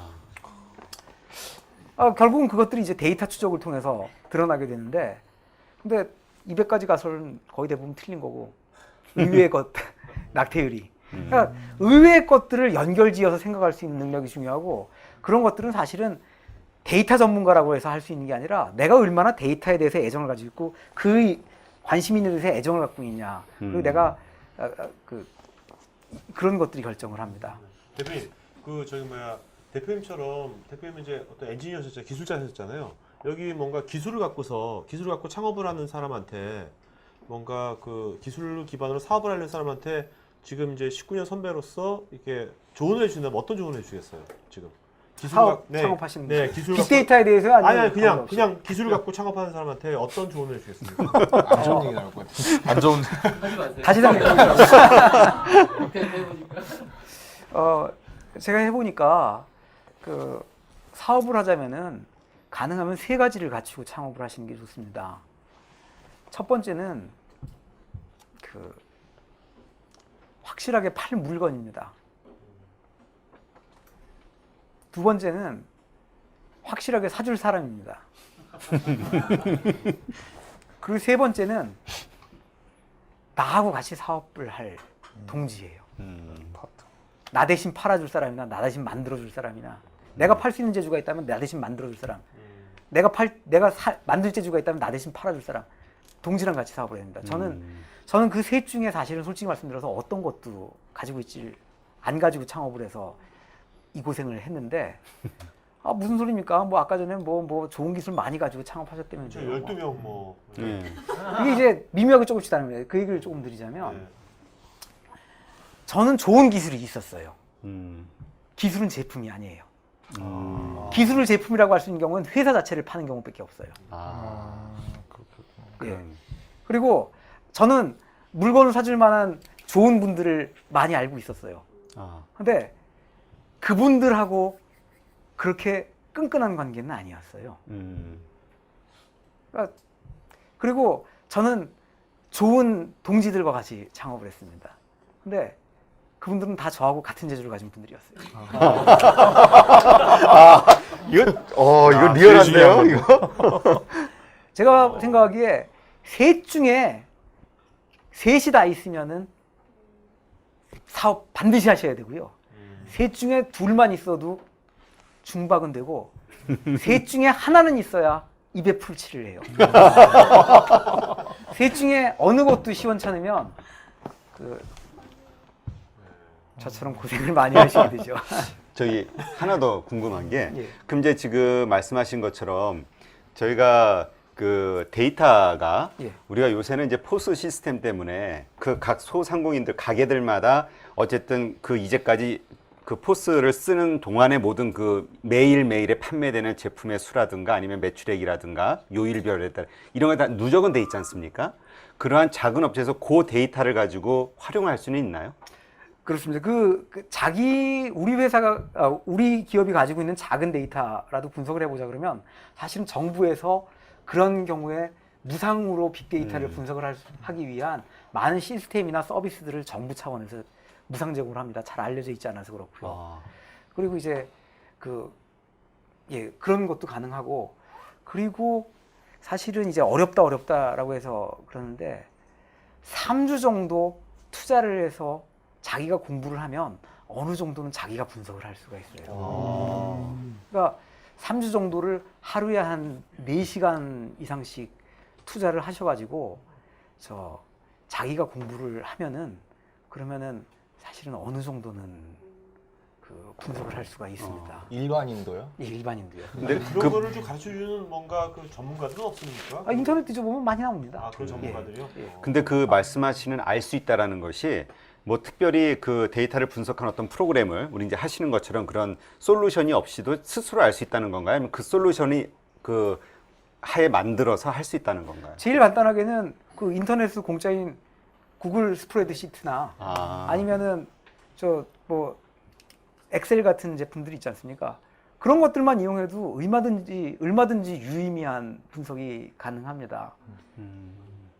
예를 들어서 얼마 전 같은 경우에는 모 대기업에서 이제 왜 전국에 이제 점포가 100몇십 개가 있는데 어떤 점포에서는 수박이 잘 팔리고 어떤 점포는 수박이 덜 팔리는 거예요. 총 매출액은 하루에 뭐 몇십억씩 똑같이 몇십억씩 팔리는데 어떤 점포에서는 수박이 5억, 6억씩 팔리고 어떤 점포에서는 5천만 원, 6천만 원밖에 안 팔리는 겁니다. 왜 그러냐 이제 분석을 해달라 그러더라고요. 근데 이제 분석을 해보니까 굉장히 놀라운 결과들이 나왔었는데 얼핏 생각할 땐 우리가 생각할 땐 인근이 부촌이냐 아니냐라든가 아니면은 인근 사람들이 잘 사는 곳이냐 아니면 인근의 그 핵가족이냐 아니면 대가족이냐라든가 아니면 요 지역에서는 기온이 높고 요 지역에서는 비가 내렸던 거 아니냐라든가 이런 거랑 연관이 있지 않을까라고 생각을 했는데 분석해 보니까 그런 거 아무것도 상관이 없더라고요. 의외로 깜짝 놀랄 만큼 상관이 있었던 거는 해안과의 거리라든가 해안과의 거리가 상관이 있을 줄은 꿈에 생각 못 했거든요. 아니면 전철역과의 거리라든가 이런 게 상관이 있더라고요. 짐작이 되시죠? 해안과의 거리가 가까우면 과일이 안 팔립니다. 그리고 전철역과의 거리가 가까워도 수박이 안 팔려요. 왜요? 전철역과의 거리가 멀어야 차를 가지고 오고 차를 가지고 와야 수박을 사는 거예요. 무거운 거를 들 수 있는. 근데 이런 데이터는 여러분도 하실 수 있을 것 같지 않으세요? 그러니까 기후하고 날씨하고 그 인근의 토지값 그러니까 아파트 값하고의 연관관계 분석하는 거는 여러분들이 하시기가 어렵겠죠. 데이터 구하기 어려우니까. 근데 그 데이터가 있기만 하다면 그게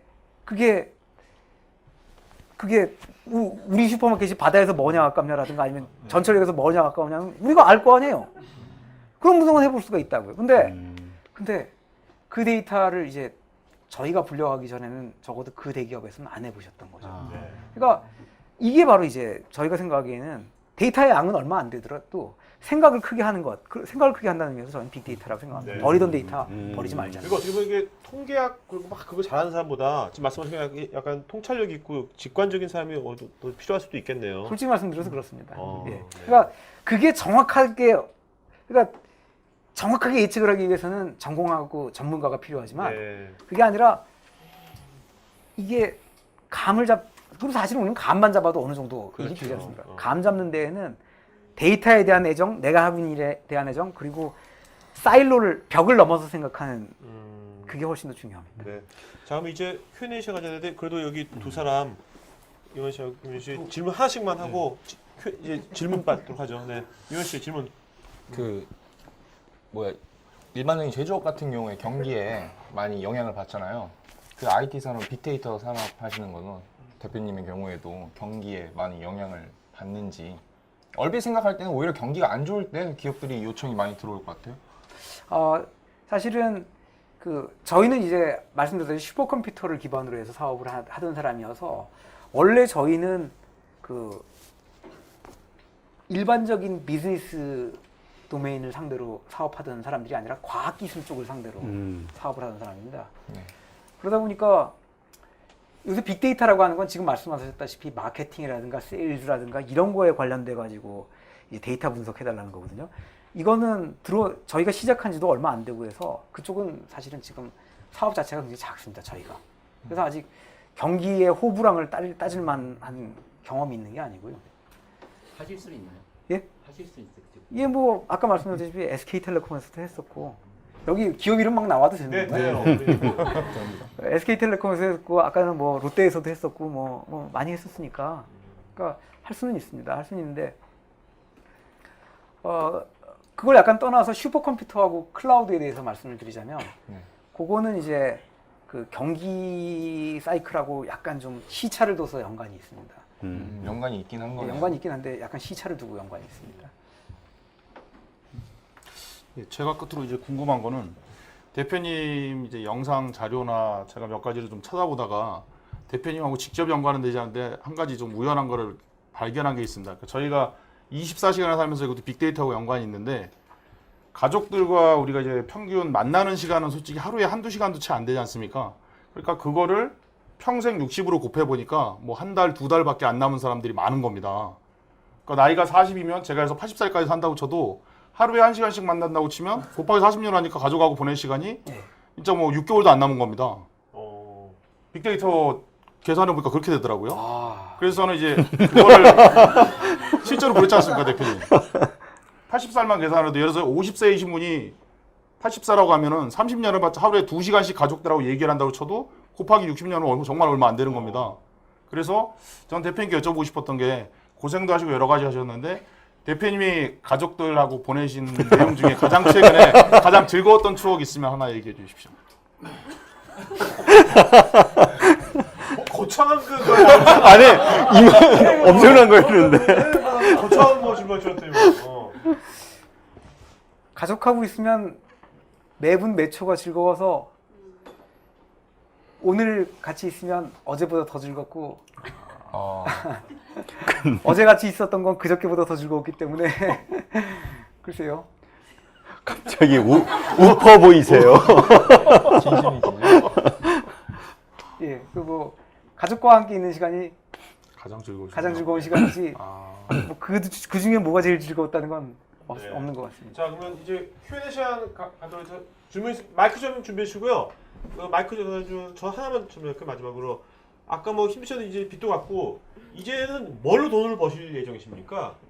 뭘로 돈을 버시려고 그래요? 뭘로?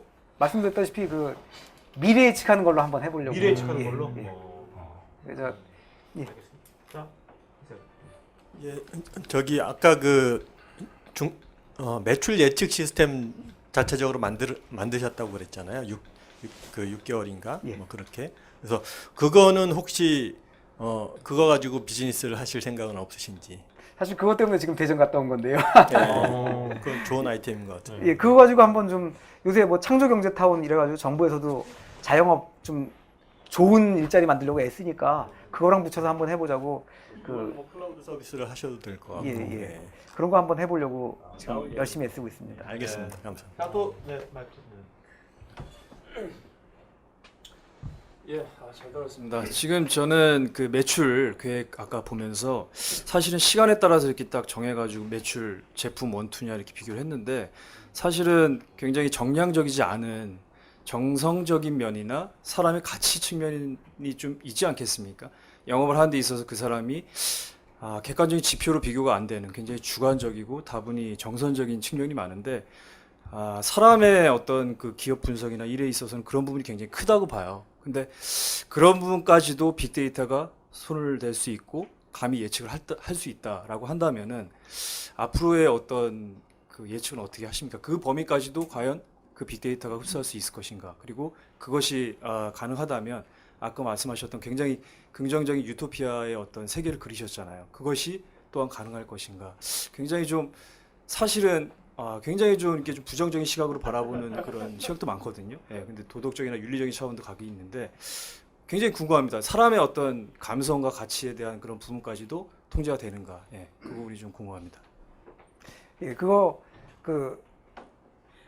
가능하다고 말씀드릴 수 있고요. 가능하다고 말씀드릴 수 있습니다. 이제 말씀드렸다시피 한 개인의 데이터나 한 건을 놓고 보면은 말씀하셨다시피 정성적인 측면이 많기 때문에 그건 맞추기가 어려워요. 맞추기가 어려운데 그것들을 모아가지고 이렇게 보면은 대충 이게 맞는다는 거죠. 지금은 이제 그 정도 수준인데 이제 역시 그 케이스들도 그럼 대충은 그것들이 이제 다 다수를 모았다는 얘기는 나하고 비슷한 케이스들이 또 있다는 거군요. 그럼 그 특수한 케이스들만 따로 식별을 해서 당신과 비슷한 사람이 과거에 이랬다. 그런데 당신 또 이렇게 하면 또 이렇게 예측이 가능하다. 이런 식으로 이제 하나하나 맞춤형으로 가다 보면은 그러면은 그 개인의 정성적인 특징이나 아니면 개인별 특수성이나 이런 것들이 그 어느 정도는 예측이 되겠죠. 그걸 100% 예측한다. 이건 뭐 말도 안 되는 소리고 다만 이제 그 판단을 내리는데 도움이 되는 정도, 이 정도는 가능하지 않을까라고 생각이 들고요. 그리고 그게 문제가 뭐냐면 근데 그거를 우리는 개인 안 가지고 있는데 내가 일하고 있는 회사나 아니면 국가는 그걸 대기업이나 뭐 예를 들어서 내가 인터넷으로 어디 접속했는지 나는 안 가지고 있는데 네이버나 구글은 가지고 있잖아요. 그리고 이제 내가 카드 어디서 얼마 썼다 데이터 이제 오히려 나는 잘 안 가지고 있는데 카드 회사는 다 가지고 있고.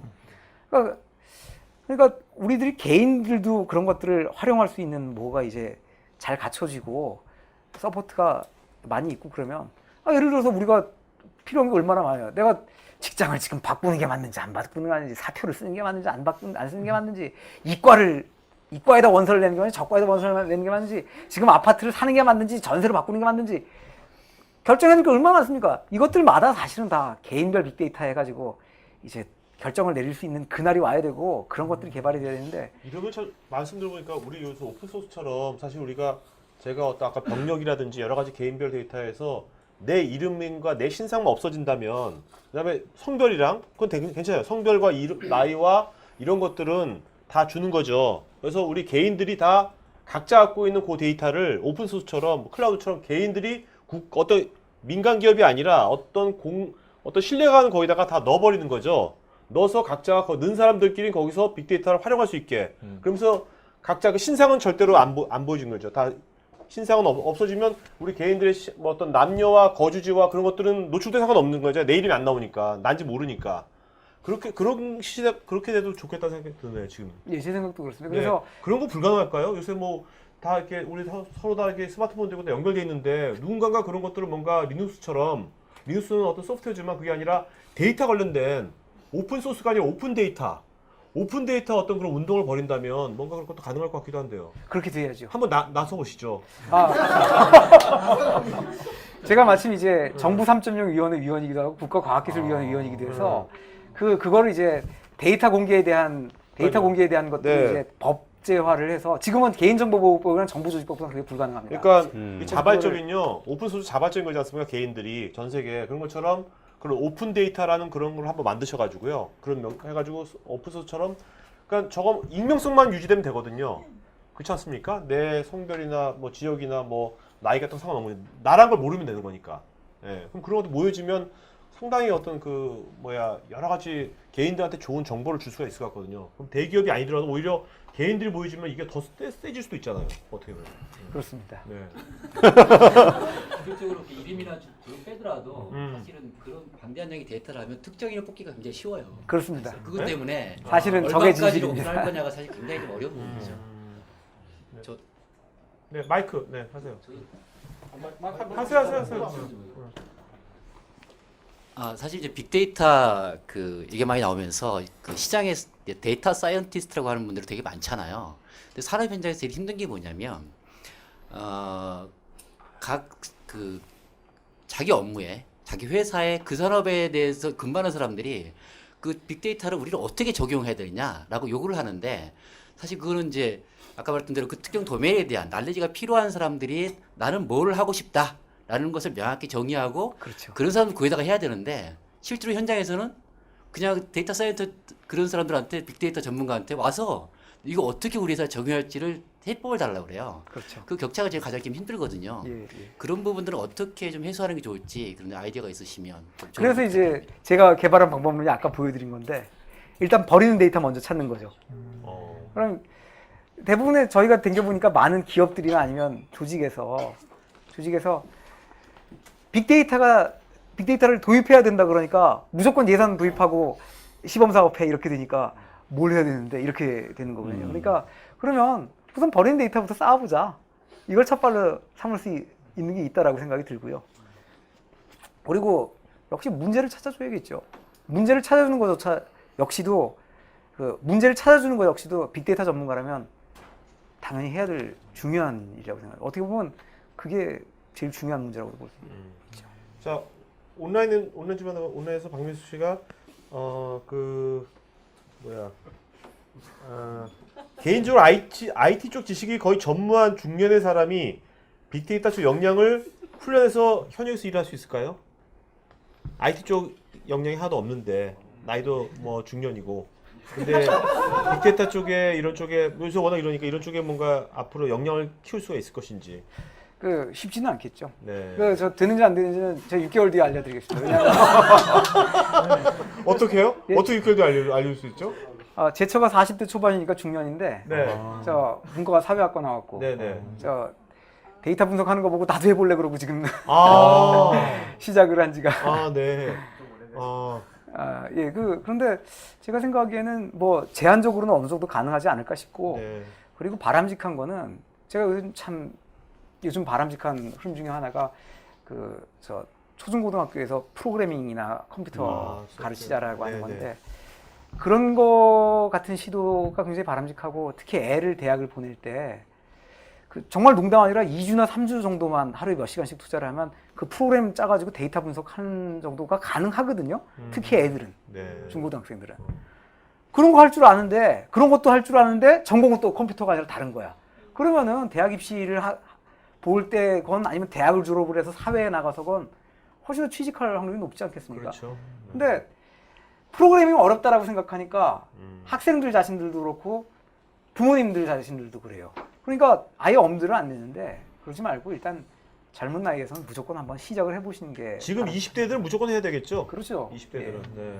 그래서 PYTH PyThon이라고 하는 랭귀지가 있습니다. 파이썬 벤 괴물이잖아요.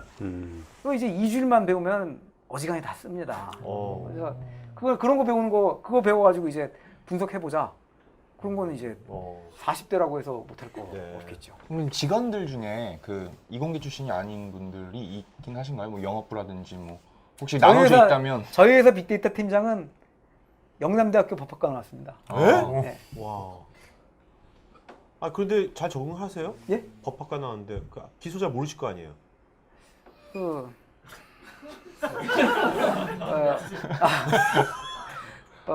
저희 회사에서는 사람을 뽑을 때 학벌이랑 지식을 보질 않고 사람을 뽑습니다. 그럼 뭘 봅니까? 뭘 보나요? 뭐라 그래요? 미래 예측하시나요? 딱 본 다음에 6개월 뒤에 예측하셔서 뽑으시나요? 어떻게? 뭘 보세요? 자질을 보고 뽑습니다. 자질? 예. 어떻게 해요? 구체적으로 어떤 걸 보세요? 대기업 인사팀 같은 소리를 일단 꿈이 있는지 없는지 봅니다. 네. 꿈이 없는 사람은 뽑질 않고요. 그리고 요새 20대들 다 꿈 있다 그래요, 다. 뭐 꿈 디자이너, 뭐 꿈 뭐 플래너 뭐 다 뭐 있어요, 나름대로 브랜드가. 20대들은. 네. 입으로 하는 거랑 눈으로 말하는 거랑이 다릅니다. 아, 예. 그래요? 그래서 꿈이 있는 사람은 말해 보면은 이제 집에서 외워온 거랑 진짜로 자기가 꿈을 위해 가지고 시간을 계속 쏟고 있는 사람이랑 구별이 됩니다. 아, 네. 그리고 그 꿈이 회사 방향이랑 일치를 해야 하고요. 아. 그 회사의 방향하고 그리고 이제 나는 경영자가 될래. 뭐 나는 이 회사에서 몇 년 동안 배워가지고 창업을 할래라든가 아니면 뭐 이 회사에서 돈 많이 벌어서 빵가게를 차릴래. 뭐 다 좋아요. 하지만 꿈도 없고 회사 방향이랑 너무 불일치하는 사람은 뽑지 않고 그리고 그 회사에서 장기적으로 일을 하기 위해서는 이 사람이 높은 지위가 되어야 되기 때문에 높은 지위가 되면 다른 사람을 데리고 일을 해야 되기 때문에 그 큰 일을 작게 나눌 수 있나를 봅니다. 큰 일, 모호하고 추상적인 큰 일을 주고 이걸 일을 한번 시켜봐. 여러 명, 5명 부하 직원이 있다고 생각하고 일을 시켜봐. 그래서 일을 잘 나눠 쪼갤 수 있는 사람은 자질이 있다라고 보고요. 그리고 이제 뭐 재밌는 테스트 많이 합니다. 페르미 추정 그래가지고 이제 전국의 우체통 개수가 몇 개일 것 같은지 계산 한번 해봐라. 가설을 세워가지고 이 계산할 수 있냐 같은 거 보면 이제 그런 거 보면 이제 가설을 세울 수 있냐, 상상력이 있냐, 그리고 이제 계산을 꼼꼼하게 하느냐 이런 같은 걸 보게 되거든요. 그리고 이제 뭐 의외의 상황에서 벽돌로 할 수 있는 일을 20개쯤 적어봐라. 그러면 이제 또 벽돌로 할 수 있는 거? 야. 그럼 이제 그럼 뭐 별희한한 답이 다 나오는데 뭐 돌발 상황 우주하는 그런 거는 이제 서울대학교 나왔다나 카이스트 나왔다고 잘 보는 것도 아니고. 재밌겠네 면접이. 예? 회사 면접이 재밌겠다고요. 회사 면접. 당하는 사람은 죽으려고 그럽니다. 그러지. 우리 회사 족보 열심히 배우고 나 토익이 900점이고 뭐 어쩌고 그 대학교 6년 7년 댕겨가지고 뭐 컴퓨터 프로그래밍 학원에 2년 더 댕겨서 8년 만에 대학을 졸업하고 군대까지 갔다 오니까 나이 만 29에 이제 입사 시험을 보러 오는 거 보면 참 기가 차죠 그거. 그 일찌감치 고등학교 졸업해가지고 그냥 중소기업으로 취직해서 실전 경험 빡싸해서 머리 이렇게 한 다음에 그 다음에 대학교 편입해가지고 제가 하고 싶은 공부한 다음에 다시 재취직했으면은 훨씬 좋은 기업이나 많은 경험을 하고 그럴 수 있을 텐데 하여간 중요한 건 자질인 것 같습니다. 알겠습니다. 네, 또 질문. 네. 좋은 말씀 잘 들었는데요. 그 빅데이터에 대해서 긍정성에 대해서 말씀을 해주셨는데 이제 빅데이터 전에 빅브라더라고 하는 개념이 있었지 않습니까? 과거에 정보에 이제 비대칭성이 생기면서 특히 아까 말씀하신 대기업이나 또는 국가가 이제 그 개인에 관련되는 데이터를 갖다 수집하고 또 병합하고 이러면서 이제 엄청난 그 힘의 차이가 생기는데 이거 이제 국제 간의 차이에도 생길 거란 말이죠. 특히 지금 같은 경우에는 미국에서 기술이 발전된 그렇죠. 뭐 페이스북이라든지 또는 기타 뭐 여러 가지가 들어오면서 과거의 그 음모론자를 이야기하는 입셀론 인터넷에서 돌아다니는 것 갖다 미국에서 이제 수집해가지고 에필런이요. 에필런이라고 하죠. 그런 기술을 갖고 있었다고 하고 또 저도 이제 듣기로는 국내에 생긴 그 금융정보 분석원도 우리 정부의 자의적인 힘으로 만들어진 게 아니고 미국 국가보안부에서 과거의 그 9.11 사태 사건을 갖다 조사해 보니까 미쓰비시 상사에서 자금을 세탁했기 때문에 그걸 막기 위해서 각국의 이제 공유회가 좀 만들었다고 얘기를 해요. 근데 그런 식으로 이제 앞으로 이게 힘이 커지는 차이가 생길 텐데 우리 개인들로서는 과연 이걸 빅데이터를 만들어가는 것을 계속 긍정성으로만 볼 수 있는 것인지 그리고 이제 자유민주주의를 지키는 사람 지켜야 한다는 차원에서 좀 거창한 얘기지만 우리가 이걸 어떻게 감시해야 하는지 그런 관점에서 좀 말씀해 주시면 고맙겠습니다. 예, 그거는 빅데이터가 빅브라더적 성격이 있는 거는 피할 수가 없는 일이고요. 그리고 그거는 저는 총에 비유를 둡니다. 총은 부도덕한 도구죠. 총은 부도덕한 도구입니다. 잘 아시다시피 그 활이나 창이나 칼보다 훨씬 비도덕적인 무기인데, 그러니까 예전에 활, 창, 칼로 싸울 때는 도덕성을 갖춘 기사들이나 아니면 무사들이 그걸 행사를 했는데 총은 방아쇠만 땡기면 사람 죽일 수 있기 때문에 굉장히 부도덕한 무기고 훨씬 파괴적이죠. 그런데 그렇다고 해가지고 총을 부도덕한 무기라고 도입을 하지 않은 원나라, 뭐 아니면 조선은 일본보다 도입이 늦었고 그런 데들은 다 이제 엄청 고생했죠. 그렇기 때문에 그걸 이제 부도덕하다고 해가지고 도입 안 하고 이렇게 손가락 빨고 있다가는 이제 또다시 새로운 형태의 식민지가 될 뿐이라고 생각합니다. 그러니까 무조건 그거는 해야 되는 거고요. 말씀하신 대로 이제 그걸 어떻게 우리가 좀 더 잘할 수 있을 것이냐가 한 측면이고, 그리고 그게 부도덕한 빅브라더로 쓰이지 않도록 어떻게 해야 될 것이냐가 그게 문제인 건데, 그건 뭐 다들 저라고 뭐 몸이 뾰족한 수가 있는 것은 아니고, 예, 그건 우리가 온 힘을 다해가지고 관심을 가지고 지켜봐야겠죠. 그런데 거기서는 제가 생각하기에는 이렇게 말을 하면 오히려 많은 그 생각이 있으신 공무원분들이 웃으시던데, 저는 국가의 역할이 좀 더 커져야 되지 않는가, 국가가 좀 더 많이 빅데이터에 대해서 개입을 하고 도덕성을 확보하기 위해서 신경을 써야 되지 않나 이렇게 얘기를 하는데, 분들은 오히려 국가가 그게 비효율적인 국가기구가 어떻게 그걸 오히려 하겠습니까? 이렇게 말씀들도 하시고 그러더라고요. 근데 제 생각엔 뭐 근데 그거 말고는 방법이 없지 않겠나. 국가가 국민의 총의를 대변해서 좀 더 신경을 쓰는 게 없지 않겠나 이렇게. 저는 그 유엔은 국가들 간의 연합체잖아요. 그게 아니라 요새 뭐 오픈소스처럼 저는 이제 뭔가 개인들의 유엔 같은 것이 좀 만들어지면 어떨까. 나중에 투명해지면 개인들의 유엔 같은 그런 것들에서 뭔가 그런, 사실 인터넷은 누구 것도 아니잖아요. 근데 사실 구글이 뭐 거의 하나님처럼 돼가는 거거든요. 페이스북도 마찬가지고. 그렇죠. 지금. 네. 그러면 그런 것에 대한 나중에 권리장전이라든지 옛날에 그런 것처럼 이런 것이 뭔가 발생될 것 같아요. 자, 뭐 질문. 네. 마이크. 네. 네, 권대석 대표님, 그 즐거운 이야기인데 그 법 때문에 이 빅데이터라는 유용한 도구를 잘 지금 못 쓰는 것 같아요. 예, 그 데이터가 합쳐지기 어려워서. 근데 사실 날씨는 누가 법으로 막진 않는데 왜 이렇게 예측이 빗나가는지, 혹시 그 날씨를 더 정확하게 예측할 수 있는 쪽으로 기업 경영을 하셔도 굉장히 제가 봤을 때는 가치가 있어 보이는데 왜 그쪽으로는 생각을 안 하시는지, 아니면 어려운 건지. 날씨 예측에 대한 빅데이터 기업은 의외로 많이 있고, 국내에도 굉장히 잘하는 기업들이 꽤 있습니다. 저희보다는 훨씬 잘 나가고 돈도 잘 버는 회사들이 있고요. 그리고 이제 날씨가 왜 빅데이터 예측에도 불구하고 잘 안 맞냐? 그거는 빅데이터, 그러니까 여러분들이 이제 명심하셔야 될 게, 빅데이터는 만능도 아니고 신도 아닙니다. 그러니까 빅데이터 그러면 이제 기상 예보만 하더라도 90몇 %가 맞으니까 잘 맞는 편인 건데, 그 빅데이터로 예측한다 그러면 그야말로 뭐 90%로 미리 예측한다, 이건 뭐 있을 수 없는 일이고요. 그저 뭐랄까 n분의 1로 찍는 것보다 좀 나은 정도? 그나마 좀 감을 잡게 해주는 건 아마 이 정도? 이 정도가 아니겠는가. 이 정도의 통찰을 우리에게 주는 게 고작이지 빅데이터가 만능은 결코 아닙니다. 그리고 왜 그러냐? 그게 이제 일기예보 문제인데, 근본적으로 그게 왜 문제가 생기냐면, 첫째로 입력 데이터가 부정확합니다. 입력 데이터 오차가 불가피하게 생기고요. 그리고 미래를 예측하기 위해서 현실을 모델링을 해야 되는데, 이 모델 자체가 부정확합니다.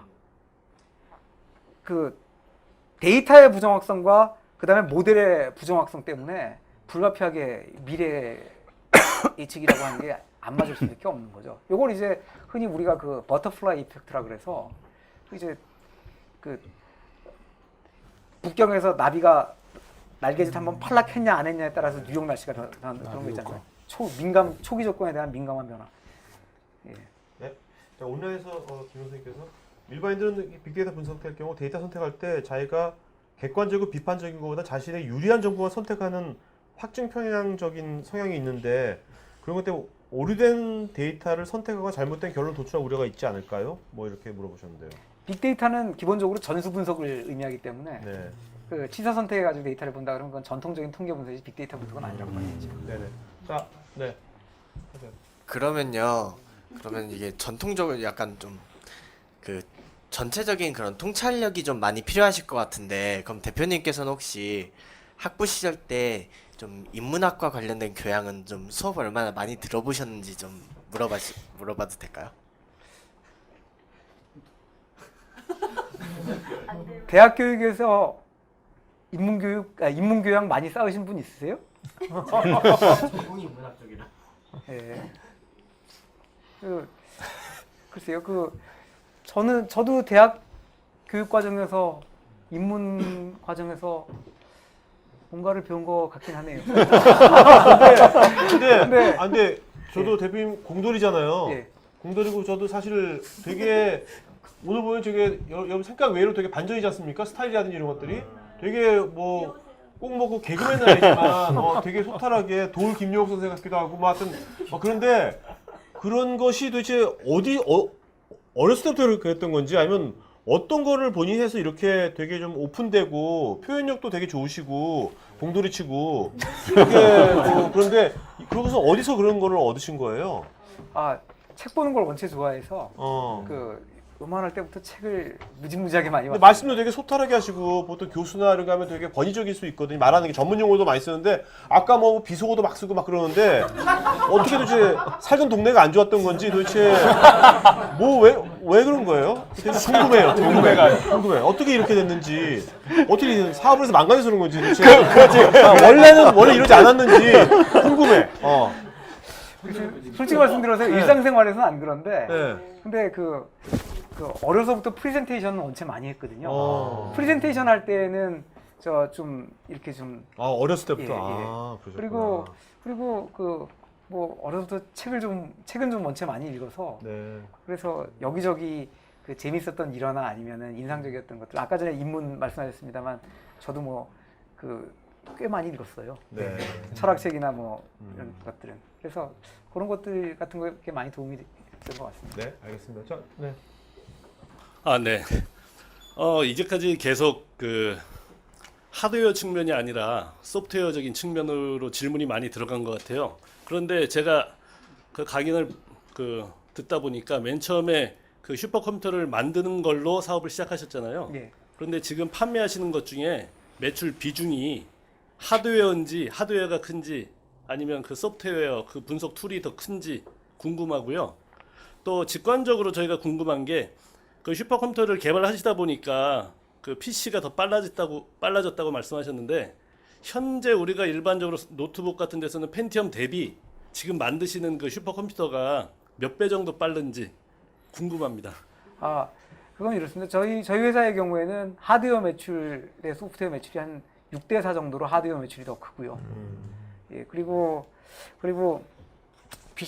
노트북 대비라고 하는데 노트북 대비는 안 맞고, 그러니까 현대 슈퍼컴퓨터 기술의 핵심은 철학은 현존하는 제일 빠른 보통 컴퓨터 가지고 그거를 연결해서 슈퍼컴퓨터를 만들자는 겁니다. 그러니까 이제 노트북은 당연히 현존하는 제일 빠른 컴퓨터가 아니니까 범용 컴퓨터가 아니니까 일반적 컴퓨터가 아니니까 노트북이랑 비교할 수는 없고 현존하는 제일 빠른 보통 컴퓨터를 작으면은 서너 대, 많으면은 30-40만 대까지 연결을 해서 슈퍼컴퓨터를 만들기 때문에 그냥 그거 붙인 것만큼 빠르죠. 3만 대 붙이면 3만 대. 그리고 그거는 저 어떤 프로그램을 돌리냐에 따라 다릅니다. 그 저 슬라이드에서 지금 그 설명이 안 됐습니다만 예를 들어서 이제 전 세계 사람들이 다 페이스북, 트위터에 짓거린 말에서 어떤 단어가 몇 번 출연했는지 빈도를 센다. 이런 거 같은 경우에는 3만 대 PC로 만들어진 슈퍼컴퓨터 돌리면 3만 배 속도가 나고 그게 아니라 그 사람이 어제부터 태어나면서부터 지금까지 심박박동수가 몇 번이나 뛰었는지를 세야 된다. 그래서 그걸 봐가지고 이런 패턴으로 심박박동이 뛰면 5분 뒤에 그 사람 심박박동이 어떻게 뛸까 이런 거 같은 걸 예측을 해야 된다. 이러면 3만 대짜리 슈퍼컴퓨터 쓰나 한 대짜리 PC 쓰나 속도가 같아요. 네. 그래서 그거는 어떤 프로그램 돌리냐에 따라 속도는 다릅니다. 네. 자, 질문. 네. 그러면 그 클러스터링 할 때 VM이나 이런 거 쓰지 말고 자체로 개발하는 걸로 클러스터링을 하세요? 오픈 소스들을 많이 씁니다. 예, 오픈 소스를 많이 쓰고 그리고 슈퍼컴퓨터 개발에 있어서는 사실은 그 서울대학교 이재진 교수님이라든가 아니면 그 여러 훌륭하신 교수님들이 지금은 그 개발 학계에서나 그 전자통신연구원이나 이런 데서 좋은 거 개발 많이 하고 계시고 그 저희 회사 같은 경우는 이제 중소기업이다 보니까 그 오픈 소스에 의존하는 게 크고 그리고 그 오픈 소스가 미흡한 부분을 저희가 자체 개발력으로 보완해서 이제 제품화를 하게 되죠. SAP 코리아에서 지금 그 빅데이터 쪽으로 해서 그 인메모리 시스템이랑 뭐 하나 그 솔루션이라는 거를 되게 밀고 같더라고요. 예. 굉장히 비싼 가격에 이제 팔려고 하는 것 같은데 지금 하시는 사업이랑 거의 비슷한 개념으로 봐도 되는 건지 차이가 있다면 그러니까 그런 대기업에서 하는 빅데이터 솔루션이랑 어떤 게 차이가 있는지 궁금해요. 그 여러 가지 측면에서 설명해 드릴 수가 있는데 이제 그 하나 같은 경우에 이제 서울대학교 차상균 교수님이 만들어 가지고 이제 그 하는 메모리 데이터베이스인데 그거는 전통적인 데이터베이스에서 쓰던 프로그램을 다 쓸 수가 있습니다. 즉 아까 전에 제가 빅데이터라고 그런 거에 그냥 그 정의 중에 하나가 전통적인 데이터베이스를 써서 너무 느리거나 너무 비싸거나 너무 복잡한 데이터를 빅데이터라고 그랬죠. 근데 그 하나 같은 경우는 이제 빅데이터 그런 의미에서 빅데이터라기보다는 전통적인 데이터를 처리하는 용도고 그리고 그런 의미에서 그 하나 데이터베이스가 이제 굉장히 이제 장점이나 속도 면에서나 요새 말하는 이런 그 빅데이터보다 장점이 더 많죠. 그런데 요새 나오는 이런 빅데이터 같은 경우는 공짜고 그리고 슈퍼컴퓨터를 쓸 수가 있고 그런 관점에서 이제 그건 나름대로 또 장점이 있는 거고 그렇습니다. 그러니까 적용 용도가 다른 거네요. 그렇죠. 네. 그러니까 방금 말씀하신 셉의 하나 같은 경우에는 기존의 데이터베이스들의 양이 늘어나고 그걸 더 빨리 처리하고 싶을 때 쓰는 겁니다. 그래서 비싼 값을 감내하고라도 그걸 써야 될 경우에 그걸 쓰는 거고 그게 아니라 기존 데이터베이스랑 전혀 관계 없어도 되니까 무조건 빨리만 하면 된다. 그리고 너무 데이터가 많고 복잡하다. 그러면 이걸 써야 되는 거죠. 네. 자, 질문. 네, 빨리빨리 가주죠. 네, 빨리. 이제 우리 마이크 전달해 주세요. 예, 여보세요? 예, 말씀 잘 들었습니다. 좀 궁금한 거는 지금 특히 이제 그 해외에서 특히 미국 쪽에서 뭐 아마존이나 뭐 구글이나 뭐 IBM은 물론이고 이렇게 큰 기업들이 기존의 큰 기업들이 이 빅데이터 관련해 가지고 어떤 플랫폼이나 이런 걸 선점하려고 이제 굉장히 경쟁이 치열한 걸로 지금 알고 있는데요. 그런 거에 대해서 좀 개괄적으로 좀 통찰력 있게 좀 그런 거 어떻게 좀 전망하시는지 그리고 앞으로는 어떤 식으로 그런 큰 기업들이 좀 정리가 돼가지고 그게 좀 이렇게 정리가 돼서 우리한테 영향을 줄 것인지 그런 것 좀 말씀해 주시면 좋을 것 같고요. 그다음에 궁금한 거는 또 마지막 하나는 사스 같이 기존에 있는 어떤 그 통계 분석 프로그램 비해서 이제 요즘 많이 좀 오픈 소스로 각광받고 있는 R 같은 것이 많이 좀 보급되고 있는 것 같은데 그런 것이 과연 그런 사스나 이런 거에 비해서 더 많이 이렇게 보급될 수 있을지 아니면 여전히 상업적인 그런 패키지들이 더 우위를 점할 건지 그런 거에 대해서 한번 의견이 있으시면 좀 들려주셨으면 좋겠습니다. 예, 그 사실은 아까 경쟁사를 물어보셨는데 그런 의미에서 저희 회사의 경쟁사는 방금 전에 말씀 나온 IBM이라고도 볼 수가 있습니다. 그러니까 저희도 플랫폼 비즈니스, 시스템 비즈니스를 하는데 딱 그거의 경쟁 제품이 이제 IBM이나 아까 말씀드린 테라데이터나 이런 세스나 뭐 오라클이나 이런 데서 나오니까요. 그런데 그것들이 전부 다 그 오픈 소스를 기반으로 만들어지는 것들이 많습니다. 그래서 결국은 오픈 소스가 이 플랫폼 월드를 그 도미네이트 하지 않겠나 이렇게 보고 그래서 저희도 사실은 자체적으로 개발해가지고 2007년까지 사업을 하다가 2007년에 이제 오픈 소스로 돌았거든요. 그래서 저희가 그랬듯이 IBM도 많은 부분은 오픈 소스를 의존하고 그래서 그 오픈 소스가 플랫폼의 대세가 되고 그러면 두 번째 질문이 오히려 지금 의미가 있게 되는 건데 그러면 세스나 이런 데가 그 도미네이트 하게 되는 걸 또 어떻게 할 거냐. 결국 그런 의미에서 누가 플랫폼을 도미네이트 하느냐의 이슈도 그 더 많은 분석 경험과 분석 능력을 가진 곳이 도미네이트 할 가능성이 크지 않나. 그렇게 보면은 결국은 세스 같은 곳들이 유리한 것 아닌가.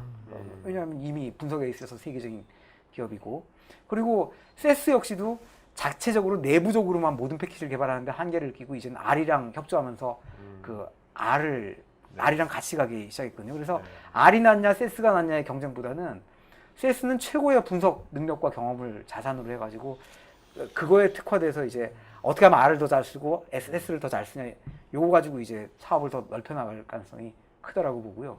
그리고 그런 관점에서 봐서 더 많은 데이터를 가지고 있거나 아니면 더 많은 분석 경험을 가지고 있거나 이래야 이제 살아남게 될 것 같습니다. 네. 자, 마이크 뒤로. 네. 빨리 찾아주시고.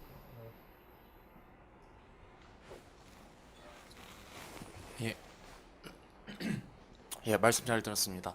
저 같은 경우는 앞으로 마케팅이나 광고 분야로 진출을 할 예정인데 혹시 제가 이제 사람들의 인사이트, 소비자들의 인사이트를 파악하고 그에 따른 커뮤니케이션 전략을 짜려면은 빅데이터의 활용 방안이 무궁무진할 것 같다는 생각이 들었습니다. 그래서 특히 요새는 그런 쪽으로 그 SNS 분석을 해서 예, 맞습니다. 예, 그 활용을 많이 하고 있죠. 예, 그래가지고 생각을 하는데 아까 말씀하신 것처럼 제가 빅데이터를 분석하는 전문가 데이터 사이언티스트랑 같이 협업을 하는 게 나을지 아니면은 그냥 제 스스로 그런 역량을 갖추어서 그거를 함께 융합을 하는 게 나을지 그게 궁금해서 질문을 드렸습니다. 둘 다 하셔야죠. 둘 다 하셔야 됩니다. 네. 이제 그러니까 그 이제 슈퍼컴퓨터 같은 경우에는 그 전형적인 툴이거든요, 툴. 그래서 이게 재밌는 거 IT 업계에서는 슈퍼컴퓨터를 안 씁니다. 뭐예요? 예? 아까 예를 들어 보여드렸습니다만 슈퍼컴퓨터 제일 많이 사용하는 인더스트리가 금융이에요. 두 번째로 많이 사용되는 인더스트리는 석유 탐사. 그리고 아까 전에 예를 보여드렸던 건 유전자 분석, 그 다음에 이제 뭐 그 빅데이터 같은 구문 분석이라든가 이런 거죠. 언어 번역이라든가. IT나 컴퓨터 공학 하나도 없잖아요. 네. 그 컴퓨터 공학계에서는 슈퍼컴퓨터를 쓰지 않습니다. 그래서 이제 슈퍼컴퓨터는 전형적으로 기계공학, 금속공학 혹은 저 언어학, 심리학, 의학, 생리학 이런 데서 화학 이런 데서 이제 비컴퓨터 공학 분야에서 사용되는데 그럼 이제 저희는 어느 도메인에 들어가도 초짜예요. 이것도 모르냐고. 어느 분야에 들어가 이것도 모르냐. 그래서 저희가 넘어야 될 게 굉장히 많은데 그쪽 도메인에서도 예를 들어서 뭐 언어학이라든가 사회학이라든가 뭐 정책학이라든가 이런 분야에서도 저희 쪽 언어를 조금 아시고 그러면 이제 훨씬 더 일이 빨리 되겠죠. 그러니까 뭘 하시건 간에 나도 그쪽 좀 공부한다라고 생각을 하고 하시고 그리고 내가 못하는 거는 전문가한테 의뢰를 하시고 그러는 거니까 그건 같이 가야 된다라고 생각합니다. 그러니까 좀 해도 뭔가 마케팅 분야에 좀 아는 사람이 좀 유리하겠네요, 그죠? 그렇죠. 협업을 더 빨리 예. 할 수 있으니까 예, 예. 아무래도 모르는 사람보다. 자, 질문 또 없으시면 여기까지 마치는 거 오늘 질문 좀 길어졌는데요. 여기까지 마치는 거겠고요. 다음 주 방송 안내드리겠습니다. 다음 주는 11월 다 이제 다 세팅이 끝났어요. 다음 주는 이제 장애인과 함께 신사복을 만드는 조금보다 200명 넘는 신사복 전문 업체입니다. 아름다운 사람의 김창환 대표님이시고요. 이날은 경품으로 신사복을 갖고 오시는 거 아닌가 모르겠어요. 보통 이제 제품 없으니까 오늘 빅데이터에서 빅데이터 갖고 올 수도 없고 경품으로 뭐 슈퍼컴퓨터 줄 수도 없는 거고 그래서 제가 경품 얘기 안 했어요 오늘요 이거. 11월 17일 날은 아까 뭐 SAP 하나 더 해주면서 SAP 코리아 형원준 대표님 나오시고요. 글로벌 ERP 리딩기업이죠 SAP. 24일 날에는 우리가 이제 이게 CEO톡이 SBA 서울사업진흥원이랑 같이 하거든요. 그래서 서울사업진흥원의 이전영 대표님 이분은 포항무대 만드신 주역입니다. 또 그래가지고 지금 중소기업 실질 파트너죠. 그 여기가 많은 거 아닙니다. 중소기업을 위해 가지고. 그러니까 여러분들 MC 보실 분들은 이따 스탠딩 파티 때 저한테 말씀해 주세요. 네. 그리고 오늘 이제 권선 대표에서 저기 밖에 보면 더치커피 있거든요. 저런 거 이제 다 협찬해 주시고요. 그다음에 보냈던 베이커리에서 또 이따 케이크 저 커팅할 겁니다. 그래서 이따 같이 드시면 좋겠고요. 네. 자 오늘 수고하신 세 분 MC 박수 부탁드리겠습니다. 네. 자 그 대표님 마지막 한 말씀 마지막으로 하죠. 네. 마지막 한 말씀 마지막으로 맞추는 걸로 한 말씀. 마무리. 네.